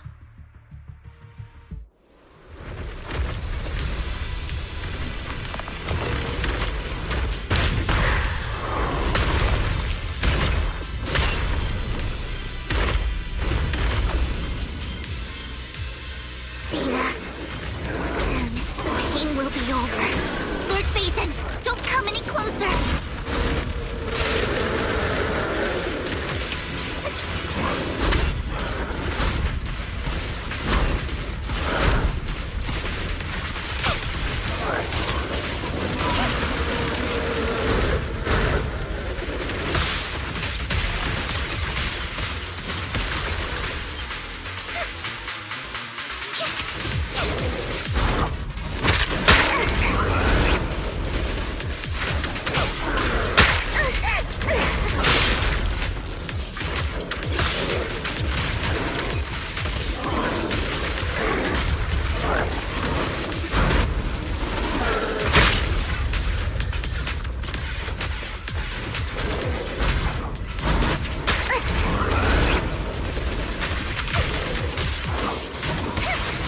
Don't you know? If my trust hurting, you'll pay.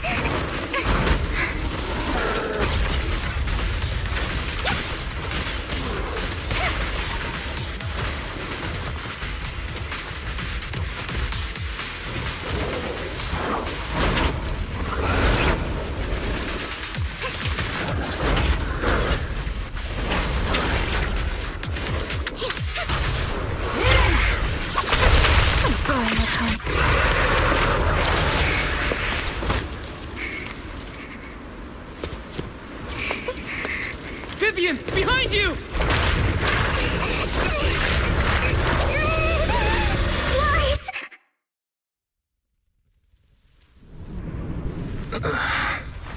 What happened? What the...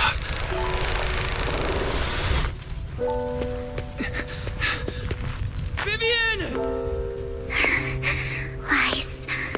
Don't come near me. This is my own choice.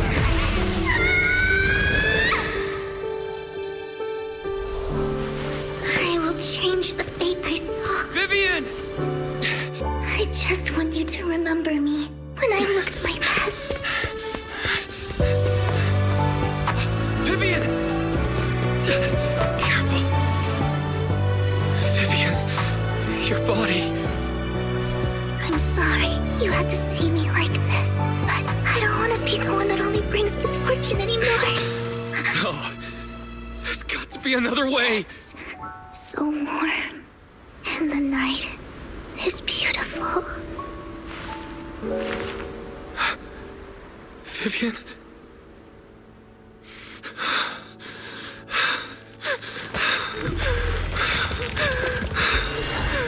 No! It can't end like this!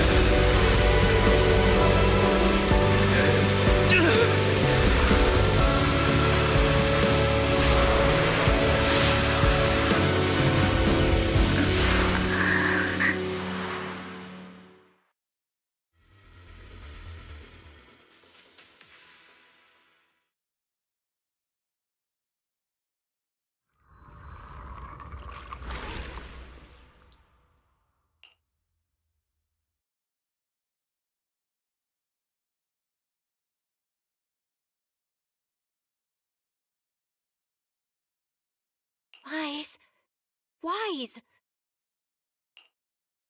Wise, you're finally awake.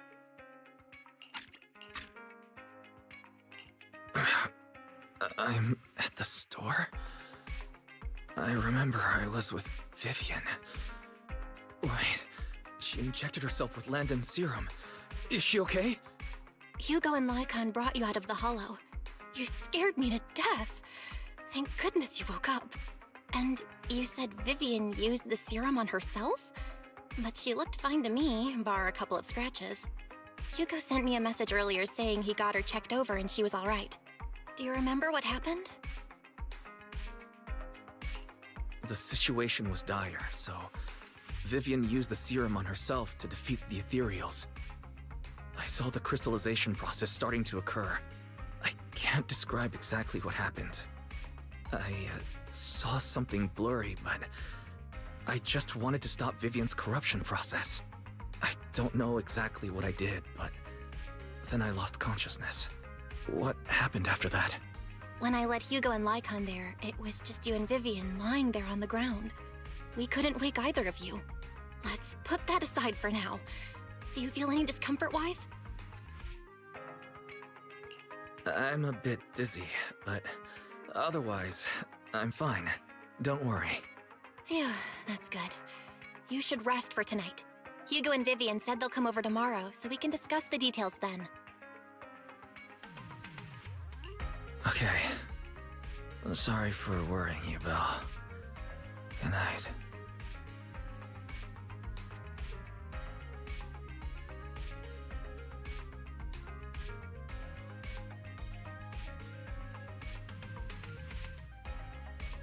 Lord Phaethon! How are you feeling? No headaches? Leg pains? Heart palpitations? Loss of appetite? Vivian? I was just so worried. Sorry. Anyway, Lord Phaethon, I'm so glad you're okay. What happened this time was all my fault. Things were dire, and you did what you had to. Plus, if it weren't for you, we wouldn't be here now. So what happened? Wise said he saw the crystallization process start. But I didn't see anything through Eos. Hugo? Lycon? Did either of you guys see it? Allow me to explain. Miss Vivian told us what happened after she awoke, and the mayor arranged a full medical checkup for her. Based on the results, Miss Vivian indeed shows mild corruption sequelae. But if the crystallization process had already started, the lingering effects should be far more severe. To be precise, if the process had already reached the point of mass surface crystallization, it should have taken no time at all to become an ethereal. So, the mayor theorizes that it was the etheric energy within Master Proxy's body that affected Vivian's condition and the surrounding etheric particles, causing Vivian's corruption to recede. Essentially, corruption is a reaction between the etheric particles inside the body and in the surrounding environment. Therefore, it's not necessarily irreversible, just that currently our mainstream method of defense is prevention. I'm having a hard time believing that, even if it's coming from you, Lycon. It's almost like you're claiming I can manipulate etheric energy. Master Proxy, you are special. This is a gift your teacher left you. A gift from our teacher? How come I never knew about it? I don't know all the details, so I cannot explain everything to you. My apologies. However, Miss Yixuan might be able to answer some of your questions. She will visit you sometime soon, so please feel free to ask her any questions you may have. She has quite an eccentric personality. If she causes you any inconvenience... Can I file a complaint about her with you if she does? Master Proxy, you have always been a people person, so I trust you will handle things just fine. The way you said that just makes me more worried. In any case, the mayor has asked me to give everyone his most sincere gratitude. Unfortunately, the mayor could not come personally, but has promised everyone a favor. Provided it's within his means, he will offer his unconditional assistance once. There is no time limit on this favor. Unconditional, What if I wanted his position as mayor? If that is what you desire, then the mayor and his subordinates will be first in line to vote for you in the next election. As for the other votes, you'll have to work for them on your own. But should you assume office, I hope you take full responsibility for handling all day-to-day matters and lead by example. By sheer happenstance, the mayor has provided you with a copy of his current assignment, the City Waste Sorting and Processing proposal. Old fox. Well, can I request Lord Phaethon's? The mayor imagined you might ask. I have prepared all the necessary documents, and the ceremony expenses will be covered by the mayor as a gift. As long as Master Proxy agrees, we can sign and process the documents immediately. But this matter requires mutual consent and cannot involve coercion, confinement, or one party's lack of consciousness. Stop! I would never do that to Lord Phaethon! Probably. At least not today. As for you, Master Proxies, the mayor has some sense of what you desire. That said, he hopes you might speak with Miss Yixuan first before you decide the timing of that favor.